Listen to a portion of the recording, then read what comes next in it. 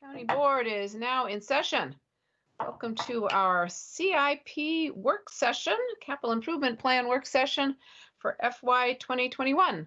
Generally, these are 10-year plans, but this time this is an abbreviated, really just a one-year plan to kind of get us through where we are right now up until next year when we will be revisiting it again. And the manager has presented his plan. We are now having a work session. We've had a public hearing. Thank you for everyone who came to speak. We heard a number of concerns about particularly our stormwater issues, both on exactly how streams are going to be restored and is there equity in how we're handling that. Questions about that, questions about purchasing of parkland we've particularly heard about. And a few other things which we can address now. And I think I will turn it over to the manager and we will work through kind of section by section. And Mark, I think what we're going to do is do a presentation and then we'll wait and do some questions and kind of work our way through. That would be great. All right. Right. So thank you, Madam Chair and members of the board. What we're going to do for the first section is going to be an overview in the general government section. So Maria Meredith will lead off, followed by Eric Beach, who has a new job title, by the way. He is the Division Chief for Parkland Development Division, PDD. So that is good news. Jack Belcher will follow with a conversation on technology. For public safety, we're going to have a presentation by Mary Paxton, who's the head of our public safety IT, and then Captain Mike Rowling, who will talk about body-worn cameras. And then you will start hearing a lot from Mike Moon. He'll finish up with facilities and utilities, and then he's going to be around for the rest of the day too on a lot of other things. But with that, I'm going to turn it over to Maria. Thank you. Ms. Meredith. Hi, good afternoon, members of the board. Thank you, Mark. I'll start by noting again that due to the lack of clarity in our financial picture as a result of the pandemic, the manager is proposing a one-year CIP. It's intended that we will propose a 4 to 6 year CIP next year, along with another bond referenda, and then in fiscal year 23, get back to that full 10-year traditional CIP. Richard, thank you. I want to quickly highlight the county manager's principles as the CIP was developed to continue projects that are underway, particularly where contracts have been signed or work has begun, such as those shown on the screen, to prioritize projects that address failing or end-of-life infrastructure. Some of these weren't in the last CIP, but became important, such as the West Glebe Road Bridge and the trail bridges impacted by last July storm. Funds to meet our legal and regulatory obligations, with Metro being the most obvious in this category. And we've been and continue to adjust the pandemic as a workforce, looking at how we use our space and our technology needs, and may need to make adjustments that we didn't plan on previously. So there are funds, facilities, and technology associated with social distancing needs. The biggest item in the CIP is the focus on investments in stormwater with an associated $50 million bond referenda. And last, to implement a body-worn camera program, which you'll hear more about shortly. The highlight of the CIP is the 2020 bond referenda, which will appear before the voters in November. And if you look from the bottom up, the total referenda for the county is about $92 million. The largest chunk of this is stormwater, and we're recommending a substantial investment of about $50 million. Next, there's about $30 million in Metro and transportation, with the largest portion of this being our legal obligation to Metro. There's a modest investment in Parks and Rec, just under $4 million. Most of this is focused on needed repairs, and last, there's about $7.5 million on facility improvements.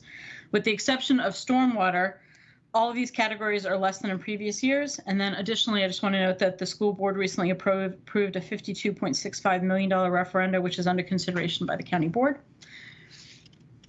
How we pay for this CIP? The CIP proposes investments of just over $275 million in FY21. If you look at the gray area, more than half of the CIP comes from the previously approved funding. This is consistent with Mr. Schwartz's principles of a focus on continuing and completing existing projects, particularly those under contract or under construction, or those who we have legal obligations to funding partners, so we need to make continued progress. Another point I want to highlight is that while most of the dollars are previously approved, many of our other sources are legally restricted in use. For example, transportation projects funded from the dedicated commercial and industrial tax can only be used for those transportation projects. Similarly, that is the case with projects funded by the sanitary district tax. And of course, our GO bonds that are approved by the voters. You can't spend park bond dollars on transportation and vice versa. So just this one slide, we're taking a little bit out of order, is that Metro is $30.4 million. It's our most notable regional commitment. It's to fund our FY22 contribution and largely in line with previous years. So Mark, next is Eric. Hi, good afternoon. As Mark mentioned, traditionally you would have seen Lisa Grandal making this presentation to you, but after 30 years of hard work, Lisa retired in May, and I have the honor today to present to you. So to begin, the proposed CIP includes $5.638 million for Parks and Recreation. In the CIP, DPR's capital program consists of 5 categories: master plans, park maintenance capital, synthetic turf, trails and bridge modernization, and land acquisition. The proposed CIP for FY21 includes modest funding in all categories except land acquisition. Master plan projects include funding for RHB Plus, Roswell Highlands Park Plus, and associated areas, specifically for the design of the field and associated amenities at APS's Heights building, and funding for a temporary public space in Crystal City and a new parcel of land that was a result of the Richmond Highway project. While the RHB Plus funding request is for only a portion of the project and is specific to the synthetic athletic field, the total project includes a multi-purpose court, play spaces, plaza, pathways, landscaping, playground, synthetic field, over several CIP requests. It should also be noted that the FY21 Parks Maintenance Capital Funding request includes staff resource to manage the Parks and Capital Asset Program. Next slide, please. So I think you're one ahead of me. Sorry, on the slides. Yep, thank you. The maintenance capital projects included in FY21 requests are for $150,000 for master planning feasibility studies, which are funds typically used for analysis of new planning initiatives for future CIP projects. In FY21, this will help fund design for pedestrian bridge replacement efforts, which we'll talk about more in the next slide. $200,000 for the capital asset tool, which will fund year 2 of 3 for a consultant to review and update DPR's capital asset inventory system, including data integration into the asset management and work order system. The last life cycle assessment of parks and recreation assets was conducted more than 12 years ago, and this funding will continue the new assessment. $485,000 for Tuckahoe Playground safety servicing. This is a replacement of the synthetic safety turf at the large playground. It's heavily used by both the public and APS students. And the project includes removal of existing turf, fixing drainage and erosion issues to extend the turf's life, concrete work to install the turf, and replacement of the turf itself. $225,000 to the field fund from DPR sports and user groups.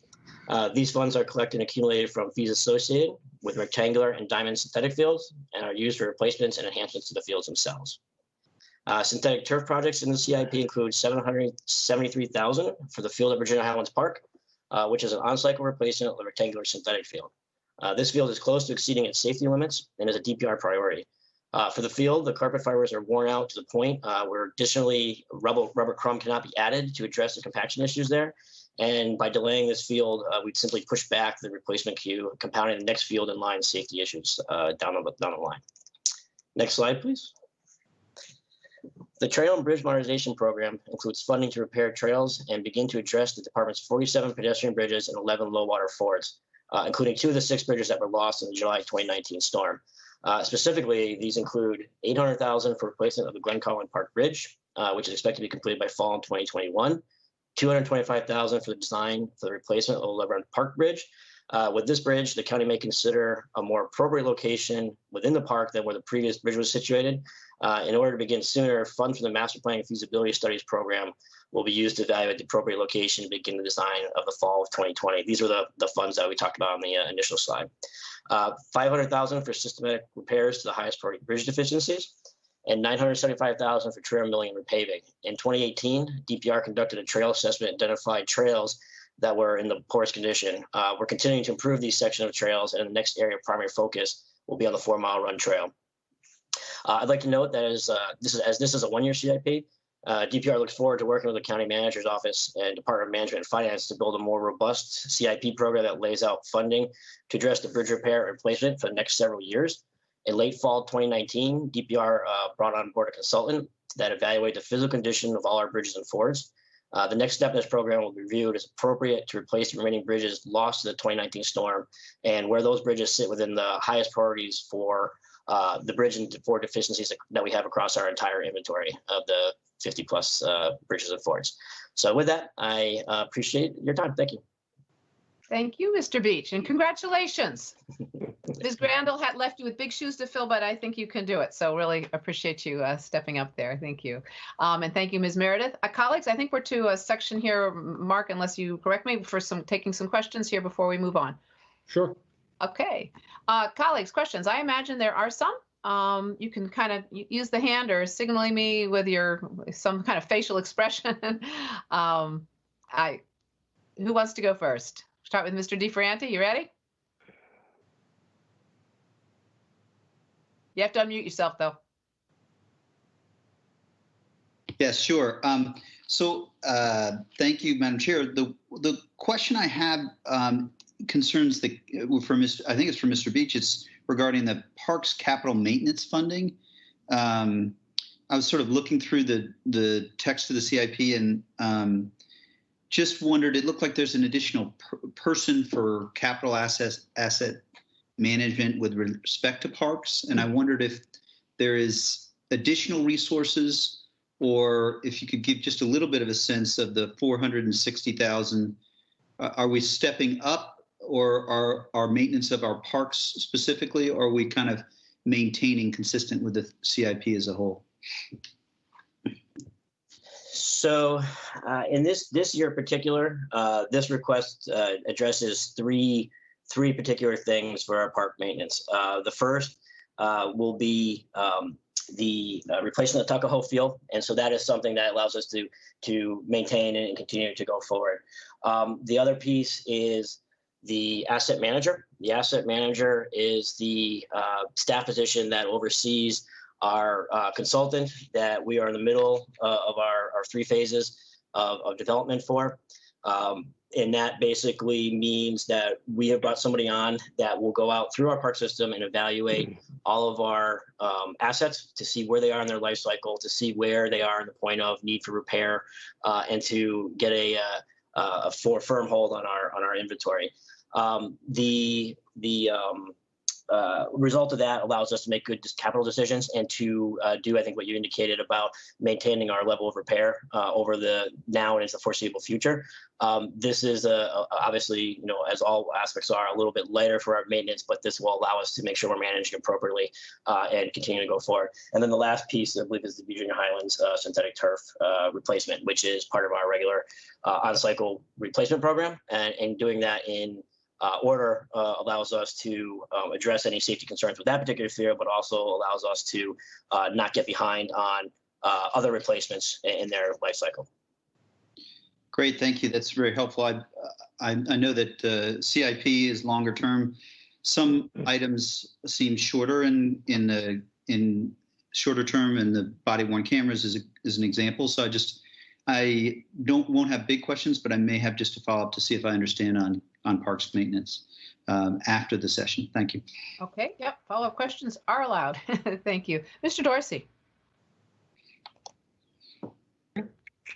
Thank you, Madam Chair. And why don't we stay with Mr. Beach for a little bit?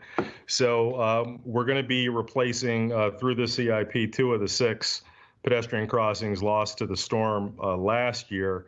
Have we identified any of them that probably don't merit replacement just simply because of lack of utility or necessity in replacing? Have we made those determinations as of this time?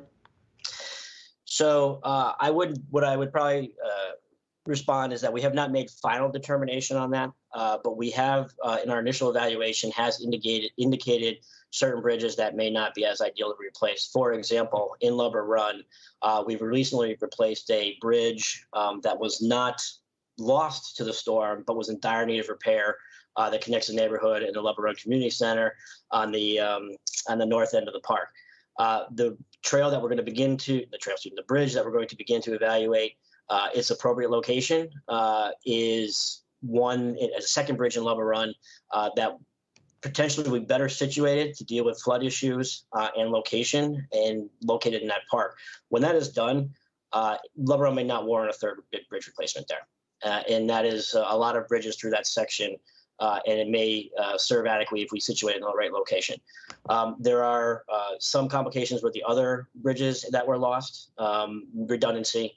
ones that may not necessarily need to go back because there is a bridge in a close location. And so we are evaluating that.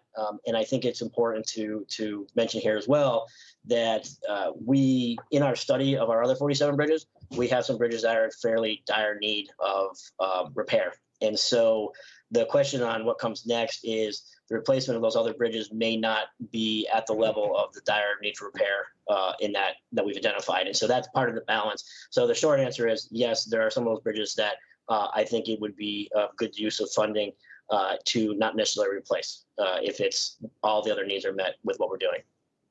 Thank you. And Madam Chair, if I may follow up, because Yes, Mr. Beach intuited where I was going next. So as we assess the other 47, I believe that you said, are we going to apply that same lens, actually evaluating whether or not there is redundancy, there is utility before making the decision to invest funds in remediating bridges that may have fallen into disrepair? Are we going to, before we commit any dollars to rehabilitating or replacing, are we going to see whether or not it's even needed in the first place?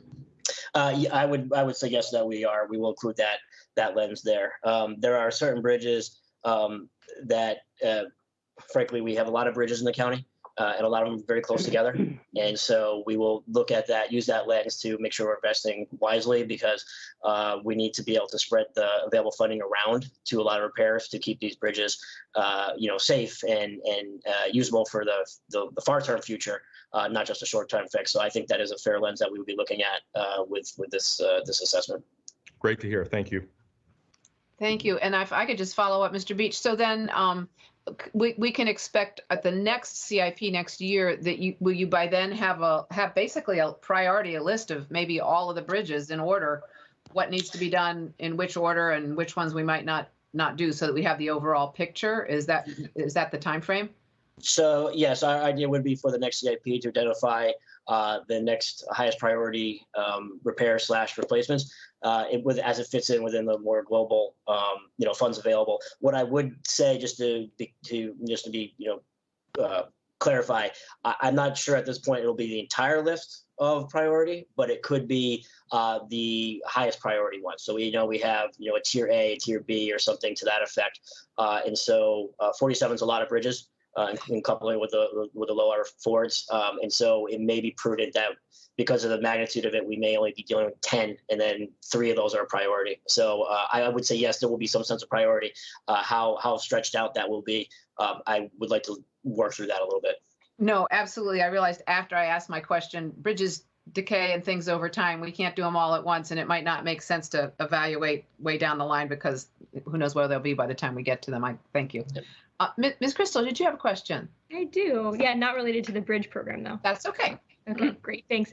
Mr. Beach, thanks so much for the presentation. One quick question to follow up on Mr. DeFerranti's line of query, or inquiry rather, was the capital asset manager. I just wanted to confirm, you've described very well what they would be doing in answer to Mr. DeFerranti's question. But seeing as this is a CIP and not an operating budget, is it correct to assume that this is time bound, that we're paying for this individual's role? It's almost sort of like an internal consultant for the duration of their analysis of the current state of our facilities? So I may need some assistance from my colleagues at DMF, but however, this position is the DPR position that manages the consultants. And so every year when we work through the CIP, to make sure our assets are being aligned appropriately for funding, this is the staff position that does that work for us. So it's common. It's the person who's most intimately involved with our assets, the condition and the life cycle, and then the production of how we proceed with our capital maintenance repairs and other such things. So it is an ongoing position for us. It is not something that's sort of tied when the asset manager position over, the position goes away. So I guess that is a question for our Department of Management and Finance team, why we're paying for a position in our capital program instead of in our operating budget. Mr. Schwartz, I see your hand. Yeah, so as it is an accepted and actually encouraged practice to use a small amount of your capital funds towards personnel as long as they're working on capital projects. We've done that for a number of years. For example, when we have large capital projects we actually will bring on additional staff. And if you look throughout our CIP, I don't want to say there's lots of examples of it, but that's consistent with what we've done. I'm going to ask Maria and Richard or Michelle if they want to add to that.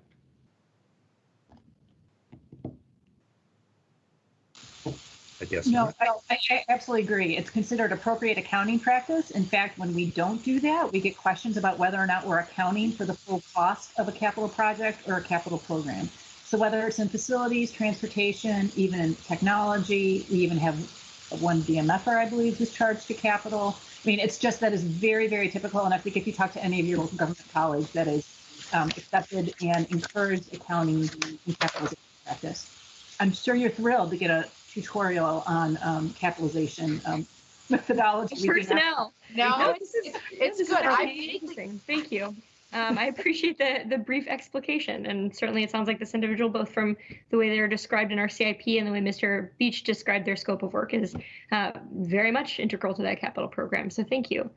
I wanted to ask one other sort of source of funds query, which is that I was interested in reading the CIP document about what projects and planning initiatives were included in that master planning and feasibility studies. And Mr. Beach's presentation highlighted, I think, the Heights building, field and amenities, and then temporary public space in Crystal City as part of the Richmond Highway project. That's funded out of PAYGO. And so I wondered, is it possible to say any more? Is any of that PAYGO money part of the Crystal City TIF or developer contributions, or this is just sort of general fund revenues PAYGO? So I can answer quickly that I know the Crystal City Parks temporary space in the new park space is part of the Crystal City TIF arena. Excellent. Thank you. That was my major area of interest. I think the only other question, you described a little bit, Mr. Beach, the Tuckahoe project. And so that is exclusively a resurfacing project, or are there funds for other amenities on that park and playground? No, that's those funds are exclusively to replace the that safety surfacing is like a faux synthetic turf that covers that safety, the playground and the playground area. Everything including that project is the ability to remove and replace that turf, and then to I would say that they're not additional amenities, but there is some landscaping and boulders and things that are necessary. We believe one of the roots of the problem is erosion coming from the hill, from the athletic fields that sit above it. So we have to do a fix to that hill that's included as part of that project. So I suppose you could call that an amenity, but they're more. It's really about remediation. Yeah, it's more to fix that, to make the project, with all the best intents not to have to do this again in the near future. Okay, got it. Thank you. That's all my questions. Really helpful. Okay, thank you. Any more questions, Mr. DeFerranti, for now? No? And Mr. Dorsey, no? I had one then, or two, sort of, which is the issue of parkland acquisition. So, we've heard people concerned that we're not, there's no money in here to acquire parkland. And this comes in, I've got sort of two-pronged question. One of them is people are suggesting we use some of our stormwater money, that we need to acquire land to help the stormwater and actually use that as parkland. So I believe we're already doing that. We have some parkland that's used as overland flood relief. So it's like a park whenever the weather's nice and if there's a bad flood, it gets flooded, but nothing gets hurt. And then we go back to where we were. So I'm assuming that we are continuing to kind of combine and think about parkland and stormwater relief kind of together so that they work together. That was one question. Maybe I'll answer that one and then I'll ask the next one.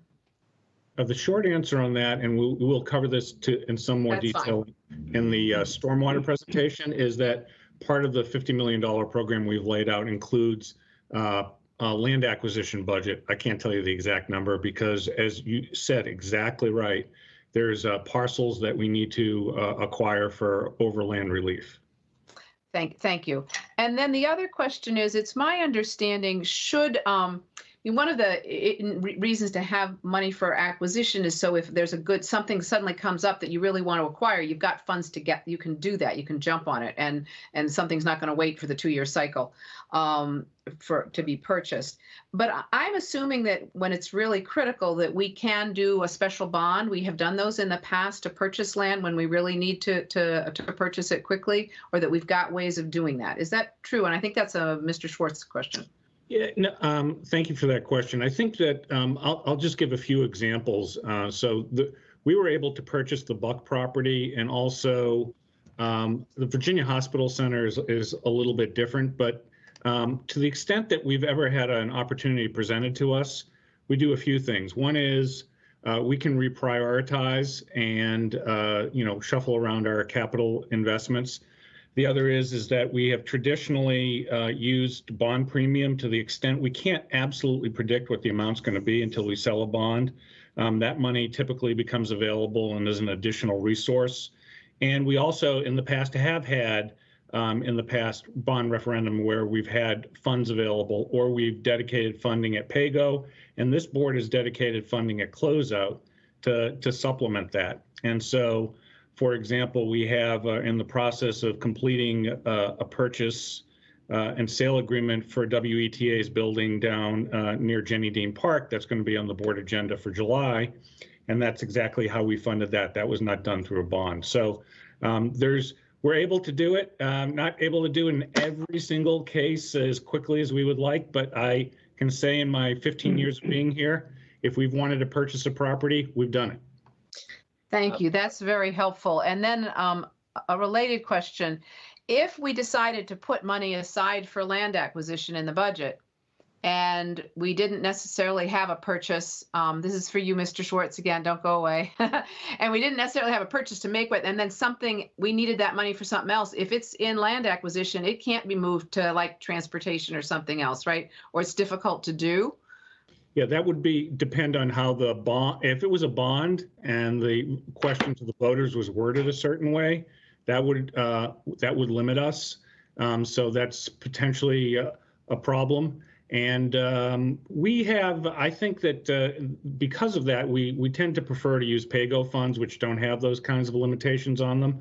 So yeah, but we have, by the way, we're always reminded that property had been purchased with a park bond many years ago. It turns out that once we've paid off the bond, that we can use that property for other purposes, but people do like to remind us of the limitations of bond language. Thank you. Yes, they do. Thank you very much. Because we've had a lot of people concerned. Why don't we put money in bonds, and we're not prepared? And I think there are a couple of good reasons that we can buy some land if we really need to, and it's probably better to stay flexible. All right, that was what I wanted to make sure I was clear on. Any other questions? Are we ready to move on to Mr. Belcher and Technology Services? All right, I think it's Mr. Belcher's turn. Thank you. Thank you, Ms. Garvey. I have John Bayless with me. He's our Chief Technology Officer, in case he has some detailed questions that I can't answer. The ask for this year is $10.9 million. Over 60% of it is for refreshing our basic infrastructure. That's the hardware behind our systems and services and network and security. And a lot of that's coming near end of life, and it's time to make sure we replace that in time. Also, it's a continuation of our PC refreshment program. And this is the second year in a row that we've now moved towards mobility being the primary goal. That served us well because the investments we made last fall and winter served us well when we hit this COVID-19. We had an abundance of laptops available that we could distribute and put in the hands of people who needed to work offline. So that's been quite helpful. So that's over 60% of our request is in that particular area. Next slide. The remainder of that money is looking at some of the enterprise technology needs we have. As you all know, we have a system that does our HR and payroll and budget. It's called Prism. That system was released, led by Maria Meredith in 2006, and that was a year before the smartphone was introduced. And you can imagine it's showing its age and it's time to replace it. We had originally had asked for $14.1 million, I believe, to do a comprehensive upgrade of the entire system. But because of the budget concerns we have now, we've put a pause on that. But unfortunately, the software and the system we have now has to be upgraded to another release. And the money we're asking for here, at $1.5 million, is to make sure we complete that by no later than December of 2021. And the reason for that is after that point, it's no longer going to be supported. And so we have to make that investment. The other thing that's happened, and as you all well know, we've had a pivot in terms of how our workforce is now operating. The amount of people teleworking has increased tenfold. Marty Foster gave me numbers just this morning that show a 700% increase in people who are teleworking and reporting more than 15 hours a time from February of 2020 to May and June of 2020. And so that transition has taken place is requiring us to rethink how we're providing for services and what type of gear do we need to put in the field to make sure that our employees are productive. And I think we're all seeing, at least in my department, we're probably more productive than we ever been because of the ability of the services we have with us. There are other areas in which we need to place some money, one of which is the child welfare system. And this is something that was developed 24 years ago. Do you believe that? 24 years ago. And it manages the contractors who provide child welfare services to us. So this is the beginning of that process, and this comes out of the Department of Health and Human Services, and so we need to put money in that. And then lastly, it's we need to upgrade the electoral systems, the devices that take the votes in. We expect a significant, as you all do, I'm sure, a significant load on those devices in the election coming up, and the registrar would like to have replaced those with higher capacity devices. So that is the presentation on technology services. Brief. If you'd like more detail, we're certainly here to answer any questions you may have. Thank you. Thank you, Mr. Belcher. Colleagues, questions on technology for either Mr. Belcher or Mr. Bayless? Anybody got any questions? No? All right, Mr. DeFranti. Thank you, Mr. Belcher. Just one quick question.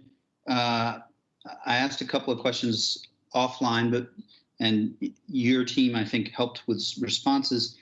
You mentioned teleworking peripherals, and I'm just not familiar with that term. That's not, I guess that could be printers, that's not laptops. Is there a way you could just explain a little bit for non-tech folks what that is? Yeah, certainly. Right now we have a number of call agents, people who answer the phone, call centers, and then they're working remotely. And we can give them a laptop. That's important, to give them that basic laptop. They may need a printer to be able to print out certain devices.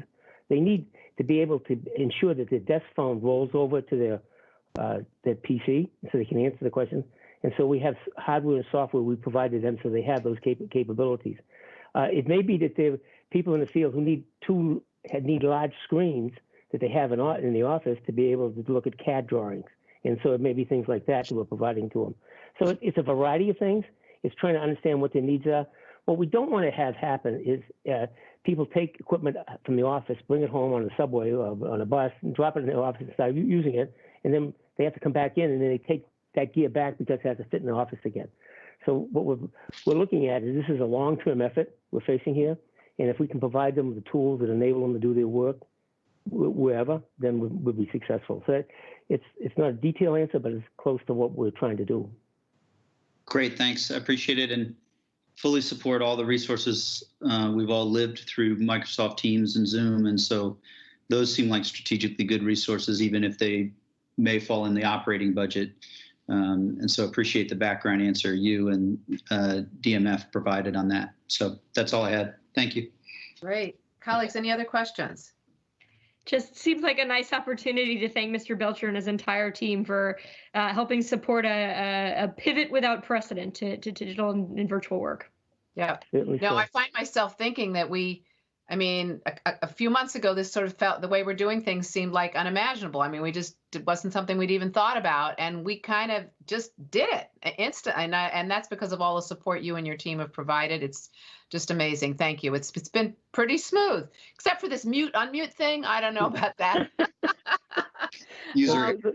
I had one question, which I think is maybe more for the manager, and it's just which I think we're doing. I assume at some point we're going to do some sort of survey. I mean, I'm sure we will, but some sort of survey report.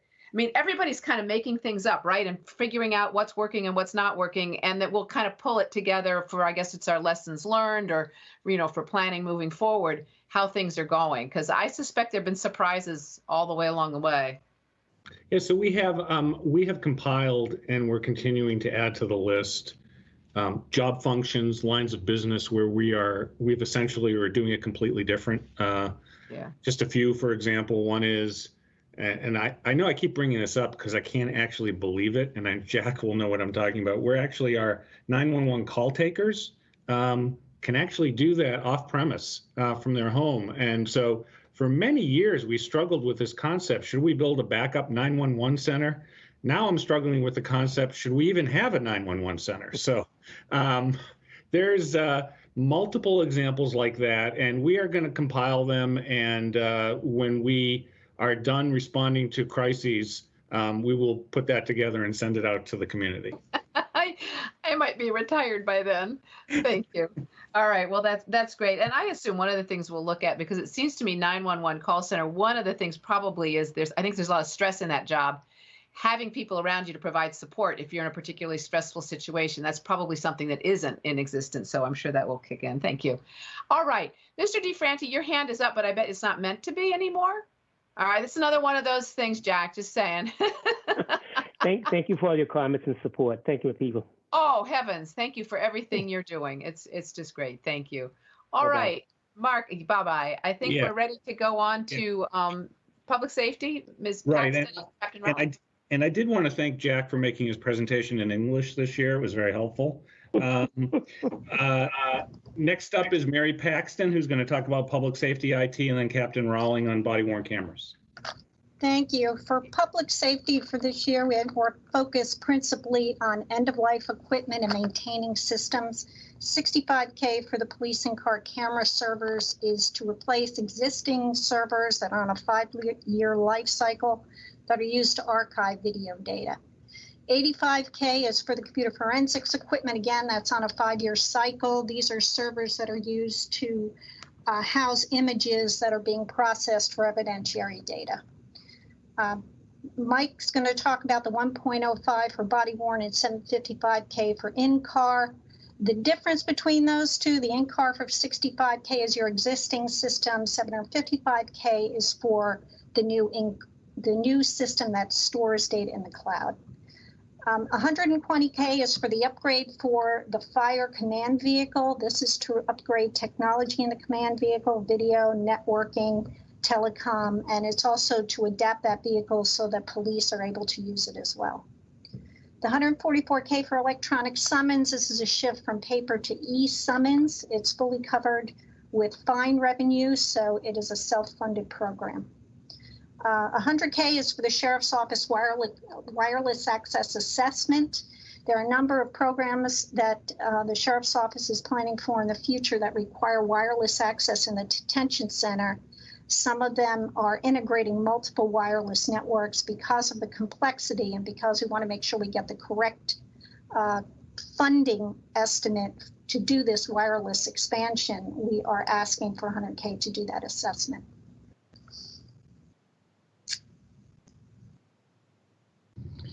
Okay, so the body-worn camera program, we're looking for implementation in January of 21. This would support the police department, the sheriff's office, and the fire marshal's office. This would give us 300 body-worn cameras with approximately 250 to uniform police sworn staff, another 30 for the sheriff department deputies, and another 20 for the fire marshal's office. All body-worn cameras will have a 30-month replacement cycle, which is already built into the cost. The highlights include $268,000 for the body-worn camera hardware, another $244,000 for upgrades to 4 courtrooms in the first year to get the program up and running, and that would include 2 general district courts and then 2 circuit courts for that first year. Another $536,000 for the data storage, software, and maintenance for a total of approximately $1.048 million. The in-car camera replacement of the cameras that we currently have will be $755,000 in this first year. Basically, what we're doing this for is so a changeover, so we're using the same vendor. This will allow us to use the same cloud storage for body-worn cameras, in-car camera, and our interview rooms. All digital video evidence will now be located in one place under a specific case number, so it'll be very easy for officers and Commonwealth Attorney's Office and Defense Counsel to locate evidence on one digital platform. In-car camera has a 5-year replacement cycle built into the cost. Right now, we're replacing about every 7 years as we get new fleet cars. It could be a little bit sooner depending on, if the car gets into a wreck or whatnot. Every car under this new in-car camera system would have routers in each vehicle. This would make for a mobile hotspot and would allow for timely video uploads, which we do not have at this time. And this will eliminate a lot of unnecessary time for officers and Commonwealth attorneys in reference to burning DVDs, is what we do right now. Everything will be stored in a cloud and we can access it in one stop.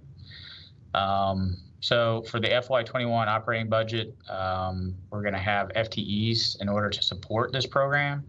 We need 7.5 FTEs, and in the first year, it'd be approximately $476,000, and that will be a partial year. And this will support the police department, courtroom technology specialists, and the Commonwealth Attorney's Office in order to handle this increased workload. The FY22 and 23 CIPs will include funding for upgrades to 7 remaining courtrooms, which would be another 2 general district, 2 in the J&DR courts, juvenile domestic relations, and another 2 circuit courts and a courtroom on our 11th floor. And then our future operating budgets will include funding for all FTEs and ongoing data storage, software maintenance at approximately $1.6 million for each year moving forward. That's about it for now. All right. Thank you. Is this where we take a break, Mark? Yes. Colleagues, questions on public safety CIP?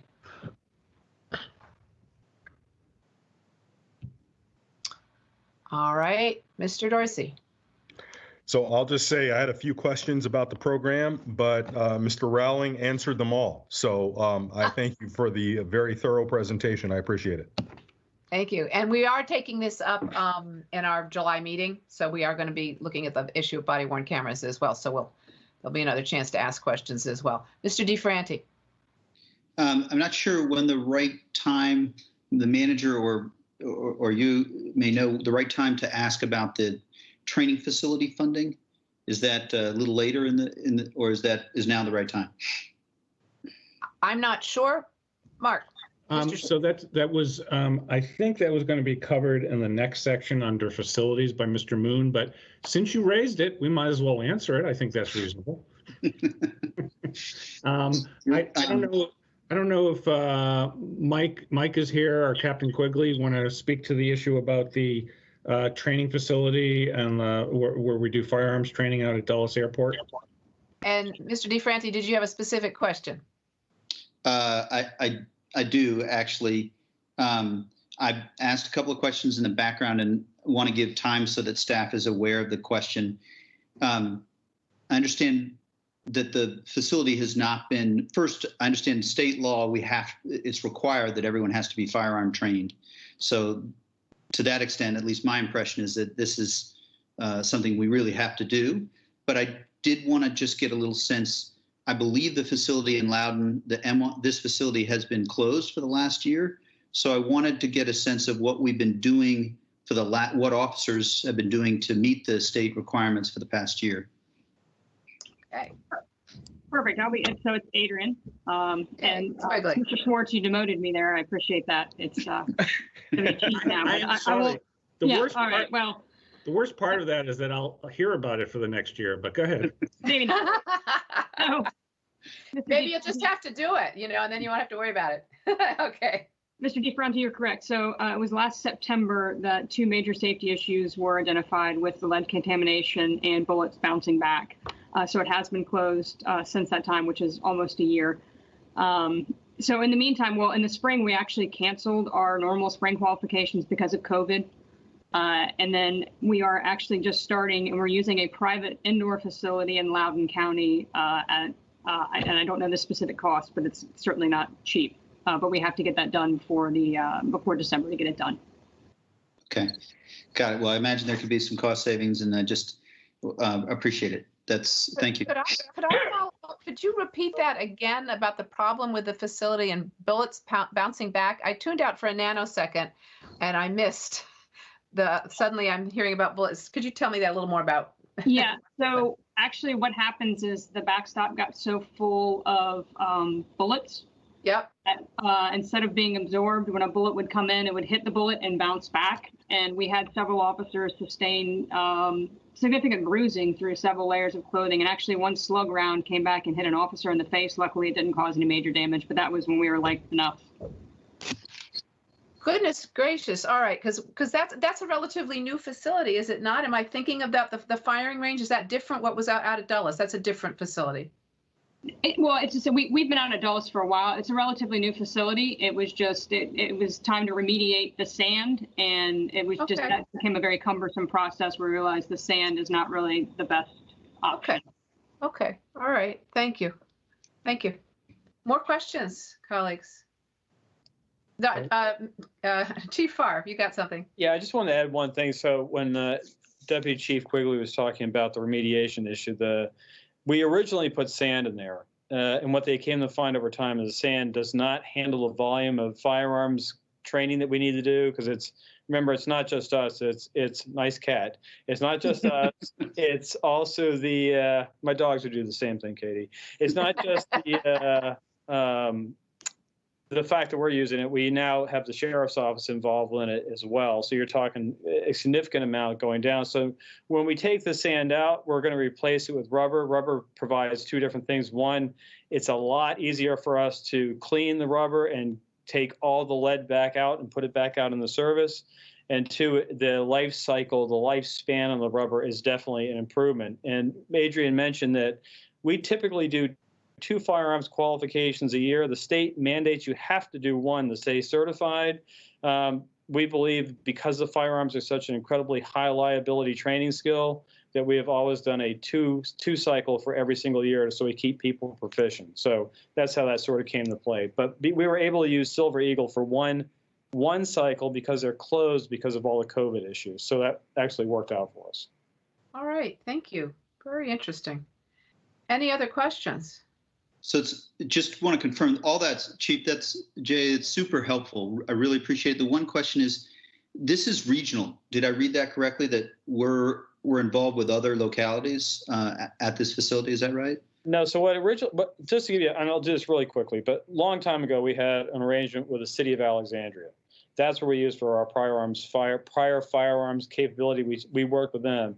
Alexandria has expanded over time, so the Alexandria Police Department and Sheriff's Office outgrew the facility. So we had to start looking for another place somewhere. And I have to tell you, we were extremely fortunate that the Washington Metropolitan Airports Authority came on board with us because the closest place we could find a range prior to that was out and about Orange, Virginia, which would have killed us on moving people back and forth. Because as you can imagine, there's just not a whole lot of space to have large range facilities. So we went in partnership with the Airports Authority, and we're the 2 primaries that use that, but the Airport Authority does have the option, should they have the availability, to bring some of the other federal assets to train there, but they use it on a very limited basis. Great, thank you. I really appreciate the background. Oh, that's great. Now, when it comes to people with guns, more training is better than less. Thank you. All right, I guess we can move on. I think, are we ready for Mr. Moon? Yes, it's the first of several presentations by Mike Moon, and we're over to you, Mike. Okay, thank you, Madam Chairman, members of the board. We've got thanks for the opportunity to present the slides on the general fund government. We have a couple slides there, and then utility fund. But we're continuing to maintain the state of good repair for over 2 million square feet of county-owned facilities, represents 70 buildings. The $4.3 million of maintenance capital that you see there, we've got some highlights. At the Courts Police Building, we're looking to upgrade the emergency power system. It's a generator. Some of the generator controls need reinvestment. And then the Courts Square West building improvements, that's a roof replacement and building automation control investment there that's needed. The building's, as you can see, it's 54 years old now. And then for roof replacements, this represents two roof replacements at Fort C.F. Smith and Mechanical Penthouse, 1400 14th Street North building. And then the boiler replacements are actually at our DPR building facility at Trade Center, and the ADA improvements are at the detention facility. $480,000 of critical backup systems is the Trade Center at the Trade Center NOC, which serves us to back up the NOC, back up our systems here. courthouse. And then it speaks for itself, but the Fire Station 9 overhead door replacement at $380,000. That's next slide. And then you see additional projects, $7.7 million for new expansion and planning projects. The $3.5 million for fire station improvements these are various fire stations throughout the 9 that are in service and basically allow for the 4th shift, Kelly Day. Upgrades include area for increased staffing levels, storage space, and other living area accommodations for our staff. There's $2 million for the courthouse complex facility improvements. This has got a placeholder function element to it, but it really is, we've already earmarked over $200,000 of improvements just for customer service realignment as the courts get their case docket increasing over the last 30 days. We've seen that occurring. And so this really is for that complex as we anticipate needed improvements and reconfiguration of areas to accommodate their cases and overall just the function of the courthouse complex. The $1.2 million, you've already had a briefing from Deputy Quigley on the training facility, Dulles training facility, so I'm not going to be redundant there. The $410,000 for facility planning studies, we're looking at Fire Station 4 replacement in the Clarendon sector plan, and then additional fire services needed in the Columbia Pike neighborhood area. So that's a couple of the studies that are underway there. And then $421,000 for energy projects. This is something that has been identified for Fire Station 8 for the solar panels. That's one of the initiatives. And I would note that questions had come up, and we just wanted to highlight that there were $239,000 of available balances that we can use for energy audits throughout our county building portfolio. I think if those identified areas that we would look at, Arlington Mill, Shirlington Library, 3700 South 4 Mile Run, Court Square West, and a few other facilities could be areas that we look for the energy audits. And some minor repairs could also be tagged or earmarked with those dollars. So question had come up on that. And then the last item on this is $145,000 for our installation of our gender neutral signage per the county's policy. This represents over 500 single-use restrooms, and it's the first year of a 3-year program to install these the signage throughout the county. So with that, I've got George May and the team. If there's additional questions that perk your interest on the facilities that we can answer at this point. Thank you. Colleagues, any questions on this section for Mr. Moon? Sorry, I got one quick one. That's okay. On the energy audits, the background is really helpful. Just out of curiosity, because when I've looked at energy usage nationally, if we all, used our thermostats better, we'd save like 3%. And so is it in DES where sort of building control and, making sure that we're not cooling our buildings when we're out?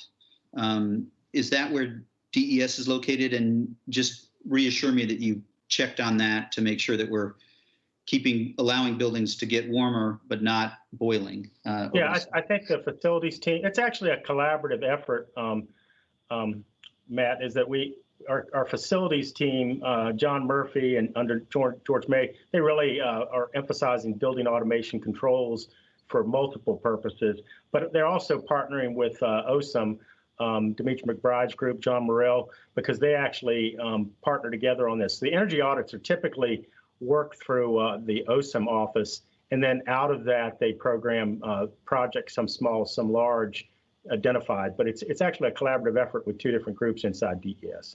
And they actually, with OSAM, they work across the county with various departments to try to garner that energy efficiency.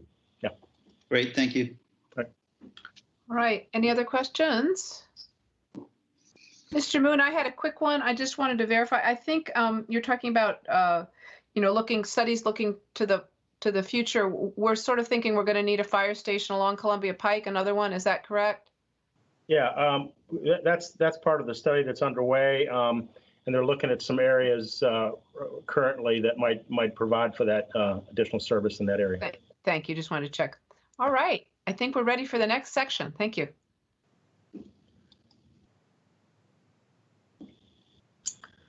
Okay, well, they have the opportunity to present this also. The utilities, as you realize, there's just one slide on this, but I'll just remind the board that this is an enterprise fund supported wholly by the utility rates that we charge our customers for water sewer service. The utilities CIP is really based on several master plans that we have to ensure we expand capacity, improve redundancy, and just maintain our existing infrastructure in a state of good repair. The maintenance capital program includes for the systematic and replacement of our water distribution and sanitary sewer collection system, as well as investments at the water pollution control plant. As you can see here, the $16.7 million water sewer maintenance capital is a program. I just highlight a couple of things inside that program that we like to highlight. We typically will replace through our water main cleaning and lining program up to 1.5–2% of the system annually to try to rehabilitate it and replace a significant amount of cast iron in particular that we have in our system that's more prone to water breaks. And on the sanitary sewer lining and replacement program, the goal is 2 to 3% annually of our system that we try to line with PVC liner to help improve the hydraulic functioning of our system over time. So those are two things the investments do in the maintenance capital program. The water distribution improvements, one thing to highlight there is we're looking to improve our interconnectivity with Fairfax Water. This year it's $2.5 million that we're trying to really strengthen the connections we have on the western end of the county, and really for just long-term planning and redundancy of supply, both for emergency and maybe even more permanency. And then completing construction of a 12-inch water main from Route 50 in the Fort Myer Heights neighborhood. That's a $1 million investment. Just going to highlight one other element here for the board. The $15.6 million water pollution control plant, $5.5 million of their investment is for the solids master plan. I think the board's been briefed on that several times, but we just want to highlight that that's designed for continuing the design element of that project. It's actually part of a larger, over $150 million improvement for the solid side of the plant to allow us to provide for a more updated process to handle the solids management at the water pollution control plant. It's actually called anaerobic digestion, and it'll be a project that we do over the period of the 10-year program. Just as a summary, though, I would note that all the improvements in the utility fund are supported by the rates, and you did increase the rate in FY21 by 2.9%. So with that, I'll just pause for questions the board might have. Thank you. I think, Mr. Dorsey, you have a question. I do, and I don't know if this is for Mr. Moon or Mr. Schwartz, but apropos of our conversation earlier, when it comes to personnel who may actively go out and maintain these facilities that Mr. Moon just described the investments in, like clearing drains, whether they be on the street or in parks, is that funded through the general operating budget or through the utilities fund? If they're maintaining or cleaning a sanitary sewer or water system element, it would be through the utility. If it was for storm, it would be from general fund. Different system. I'm not sure if I'm answering your question. No, you are. Yeah. Okay. Thinking about it. And just to be clear, since we sometimes we have, well, I guess we can talk about stormwater a little bit later, but how we're going about prioritizing clearing those. But we don't find that we have any deficiencies in the amount of staff that we have deployed in taking care of the necessary maintenance of these assets. We find that we have a plan to cover that. Yeah, I think what we've done over time to answer that specific question is we're constantly assessing the needs. If you remember, we had some initiatives over the last about 5 years ago where we had some increased staffing for placing more attention on our metering, our commercial metering. So we assess that over time, but we're constantly looking at that and needs that either regulatory we need to look at more carefully or just what our system is mandating for proper maintenance. Okay, thank you. All right. Any other questions? Mr. Moon, if I might ask the question, I kind of ask this every time so I get reassured. On the water pollution control plant, could you talk just a little bit about preparing for climate change, flooding, and dealing with like a big hurricane and a lot of water coming down, and it's such a low sitting facility? Yeah, that's a great question. It's the plant property itself and some of the infrastructure, I think, is actually in the 100-year floodplain. We have had studies. The COG region was supposed to do a resiliency study along 4 Mile Run, but we're looking at those opportunities to move those studies forward. There was a study underway that was not funded, but we're going to participate as the opportunities present themselves to look at that with additional increased storms that would impact not only the 4 Mile Run, but could impact how water backwaters into that area from the Potomac. From the Potomac, yeah. So it is an issue that OSM has been working. Actually, Demetri McBride has talked to our plant manager at length on that. I can't tell you we're doing an active study currently, but we actually have been looking at some opportunities to do that as a resiliency study along the 4 Mile Run near the plant. Thank you. Well, this board member is always interested, and I just think that's something we need to be moving forward on, just thinking about how things may go someday. Thank you. Thank you. All right. Are we ready for the next section, which I think brings us to Transportation Metro? Is that correct? Yes, it is. And I'm going to turn it back to Mr. Moon to walk us through that. Okay. Okay, thank you. The transportation, joined by Dennis Leach is here with me to help answer some questions. Just like to jump into this on the first slide. The $155 million is the 1 year of our transportation program in FY21. It's part of a larger, obviously, program, and it's really focused. Our focus here is to emphasize execution of projects over our current program. Next slide.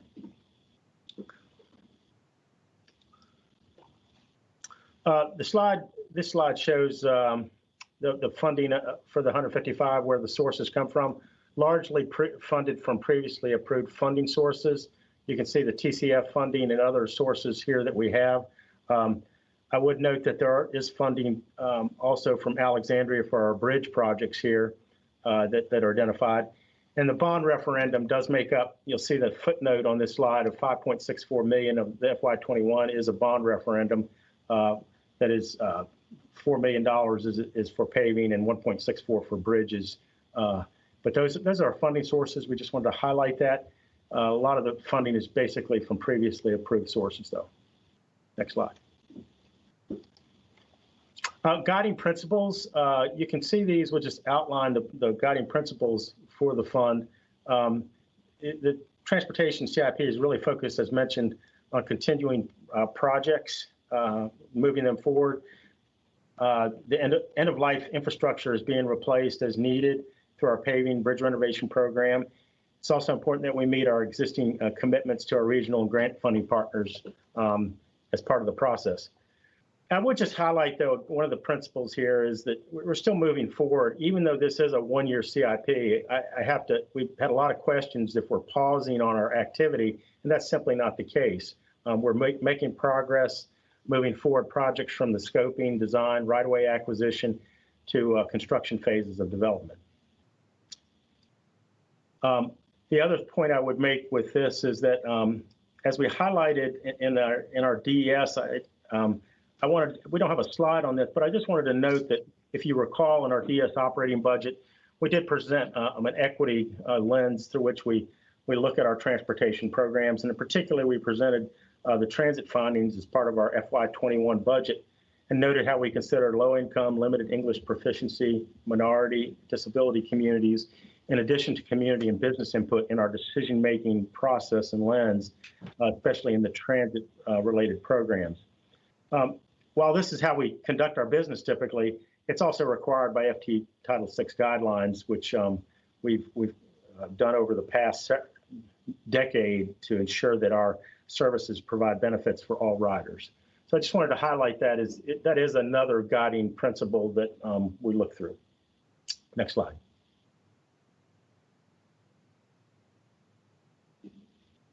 You can see here the Transportation Complete Streets program. I highlighted the first bullet, $7.6 million for bridge renovations. I would note that this is part of an overall, there's 3 bridges in this. There are the West Glebe, Arlington Ridge, and our Shirlington bridge replacement bridge. Those 3 bridges are part of it. $40 million of that is an investment that we share with Alexandria, and they're splitting that 50-50 with us. We've made recent progress on the MOU between the 2 jurisdictions, and the plan currently is to bring forward a MOU for consideration at the board sometime in the early fall, hopefully September. In FY21, $7.6 million is for design, and the projects in this 7.6 are for construction for West Glebe and design for Arlington Ridge and Shirlington. Boundary Channel is, you'll see a project for Boundary Channel in the footnote here. This is a design build VDOT project that we're having VDOT manage the construction of. And so that project is going to move forward with VDOT management. I would just note on Columbia Pike under the multimodal, you all are very familiar with this project.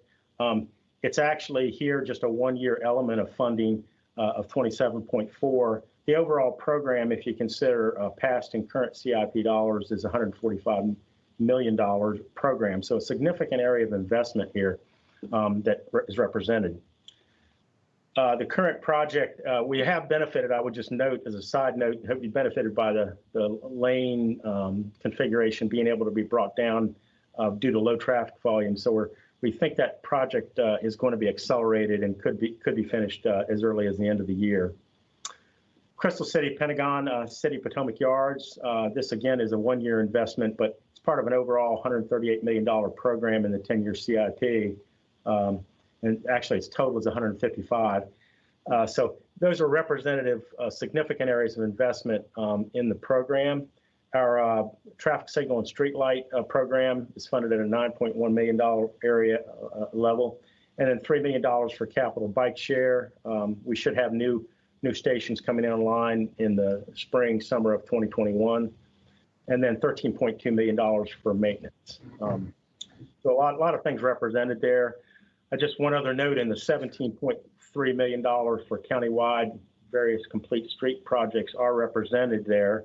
The Lee, Glebe, and Pershing is in construction. All the other projects are in phases of development for design at this point. Next slide.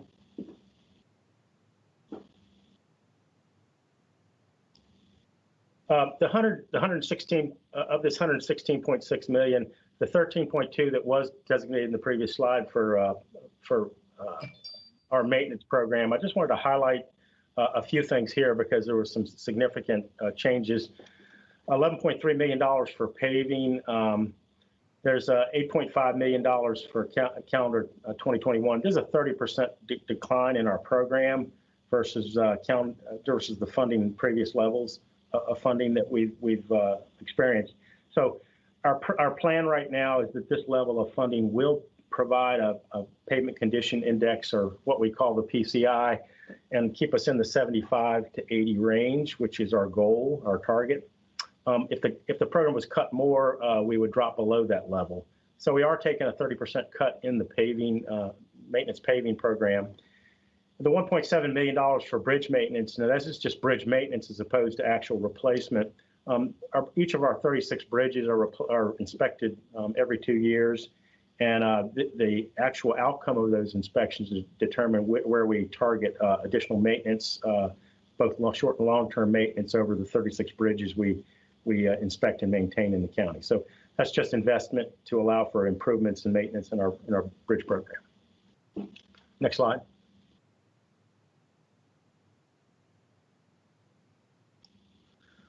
And in transit, there's a lot of activity going on currently, and I just wanted to highlight a few things. But we have, and these are all, again, one-year funding elements.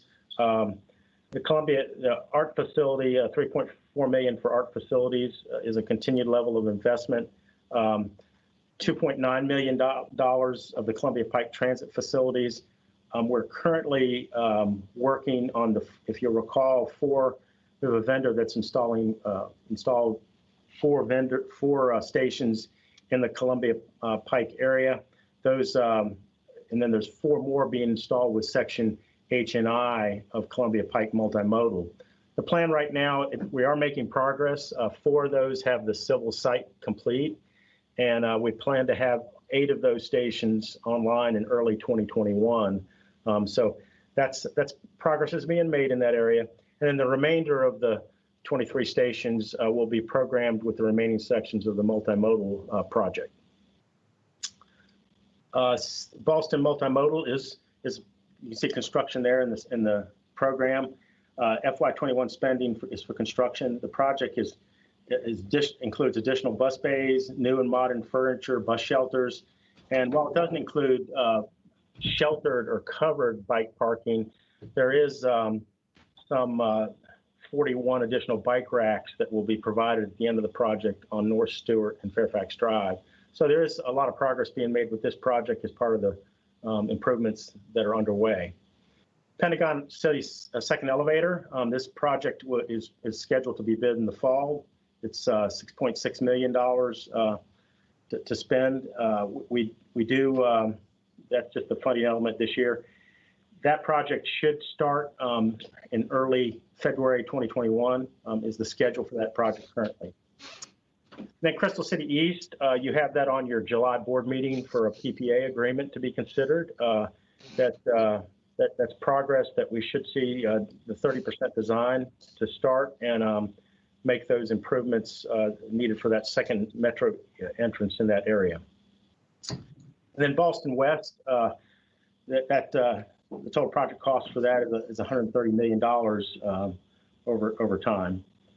And then I would say the next art fleet investment that we have on this last bullet, in 2021, consistent with our transportation development plan, we included bus purchases this year. We don't have any bus acquisitions in 21, and we'll resume in 22. We did get delivery in this year of 14 35-foot buses. So this year we did not have any scheduled. So I just wanted to recognize that as part of the scheduled art fleet investment. So with that, I think the remaining slides we have some additional slides we can show, but I'd like to just pause there and ask for questions from the board. Thank you, Mr. Moon. Colleagues, questions on transportation, transit? Mr. Darcy. Thank you, Madam Chair. So, Mr. Moon, a question about paving. Considering that we're disinvesting in paving this year, I'm curious as to what criteria you're going to apply to figuring out where we deploy those funds. I know that we focus and prioritize addressing roads where the PCI is poor, but within that, are we doing any further cuts to determine where those limited dollars go, whether it be vehicle miles traveled, feeding into arterials? What way are you approaching making sure that these dollars are spent wisely? Yeah, I think I would, if you could just advance that next slide. I think it does show what our projected PCI is with this cut. If you could put that back up. Thanks, Tyler. I would just say, to answer your question directly, Mr. Dorsey, we are still using our pavement rating program to identify those roads that are in poor condition, and that's how we're prioritizing it. I would note that the cuts, we're still trying to keep some of our more of what we call our micro seal and our maintenance program that's intended to extend life active, but we are trying to use discretion on where we're going to reduce that level of spending. There's two different areas, and let me just clarify. Is we have an overlay pavement program. We also do base rehabilitations, and then we do what we call extended life micro sealing or slurry sealing, which is more extending the pavement life. It's not really doing a full overlay or paving of our roadway. And so, in that, to answer your question, we're going to still use our prioritized PCI rating system as the first cut, and then we'll make decisions. It's really multifaceted because there's some projects that are necessary that are trying to move forward with in association with utility projects. Some projects moving forward with traffic engineering for opportunities for restriping. So we have to weigh all that. But our focus right now is to continue with our rating system as the core element of how we're going to prioritize. We'll just be doing less.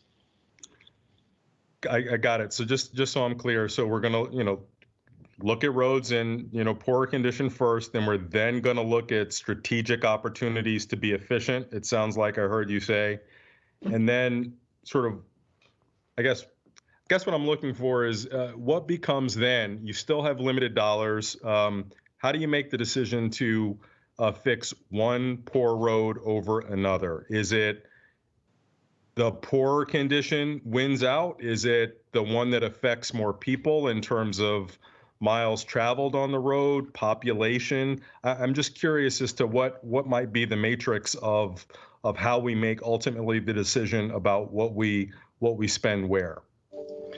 Yeah, that's a great question. I think there are multiple things we consider. I think one thing I would just say from the outset is when we do areas of paving, sometimes they try to cluster. So if you've got roads similarly rated in our system, they will sometimes use adjacency for efficiency of both our contract forces to try to put roads together so they can do them, disturb an area or a neighborhood one at a time. That's one element. We look at roads that have been cut, a number of utility cuts. And so there are some multiple factors we consider with how we prioritize those projects one over the other. And then ultimately what we're doing with a community, in any one community, how we are investing in a community, we try to have some disbursement of our paving dollars. So it's looked at holistically in that kind of manner. But I just go back to the core issue is still how that roadway is rated, and then these issues are put on top of it to make that final decision for our paving list. Thanks. Yeah, good question. All right, any other questions for Mike on this area? Katie, is Crystal? You're on mute. I know. I can answer that one.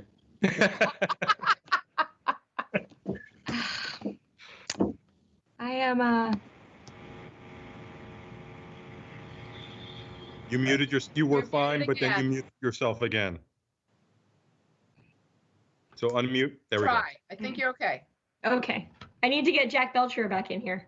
I'm having some computer troubles and trying desperately to speak, but I'm on mute. Thank you so much for the presentation. I actually wanted to follow up on a different angle of Mr. Dorsey's question and then have one other regarding the bridges. But the first with the paving, we were actually asked by the JFAC about, why this cut in context of why not a further cut, particularly given that vehicle miles traveled are down and likely will be down, well into the 1 year of this 1 year CIP.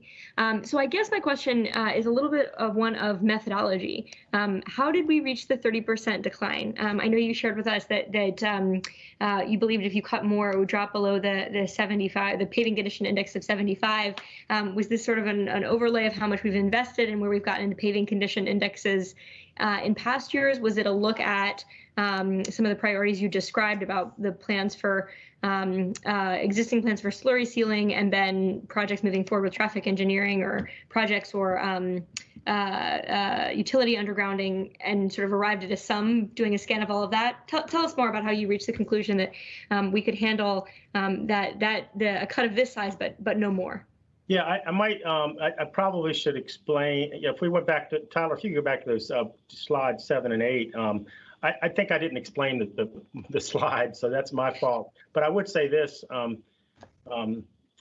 that when we are looking at the amount to cut at a base level, we tried not to drop below the 75 and found, because if you see on this the graph at the 2019 time, we are currently in this, I think, 75.9 PCI, going up maybe over 76 towards the end of this year, 77 even. But what we looked at is if we drop that funding level, as you can see in blue here, we could maintain that 75 level. Now, I will say that one of the reasons we wanted to maintain that level is back in the 2006 through 2010 timeframe, we had to play significant catch up, and you can see the blue line of how we had to ramp up our funding to catch up on our paving. And so that was one of the elements. And if you did, we can show you slide 8, I think, Tyler, if you could advance. We did look at not funding anything, those kind of scenarios. And it really, we're at risk from a couple elements. We could have a bad winter. This past winter was not bad. That really can, your deterioration rate on your pavement can increase drastically in that situation. And then secondly, we're supposed to bid our contract this year. A rebid of the contract could change our cost per lane mile that we actually experience. So there's multiple elements. I guess that's the point. But I think the other thing that concerned us on this graph is that it really provides us no opportunities for a ramp back up a little more slowly with the current fiscal situation, because as you see, this goes back to a pretty significant investment of funds, and those are primarily bond funds. And we feel like we need a little more flexibility should we have to, in 2022 on, have a little less steep funding increase, if you would. And so we could drop back into the 60s with our payment rating was one of the concerns, if that helps. That makes a ton of sense, actually, that we're unfortunately probably not looking at a one-year pause in programs. We're trying to figure out how to sustain this likely fiscal picture for the long run. And so trying to stay at a level we could ramp back up. Really helpful insight. Thank you. I had one other question about the bridges, but if others have questions about paving, I'm happy to pause. No more on paving that I see. Go ahead, Katie. Okay, great. Thanks. So with slide 4, you summarized the 3 bridges in this CIP for attention, repair, redesign. Could we go back to that slide 4?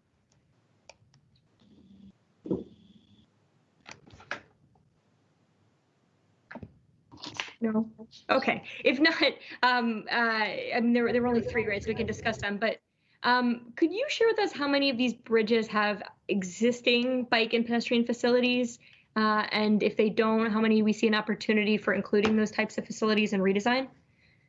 Yeah, I don't have that number. We could get that to you. Okay. Most of our bridges do have pedestrian facilities.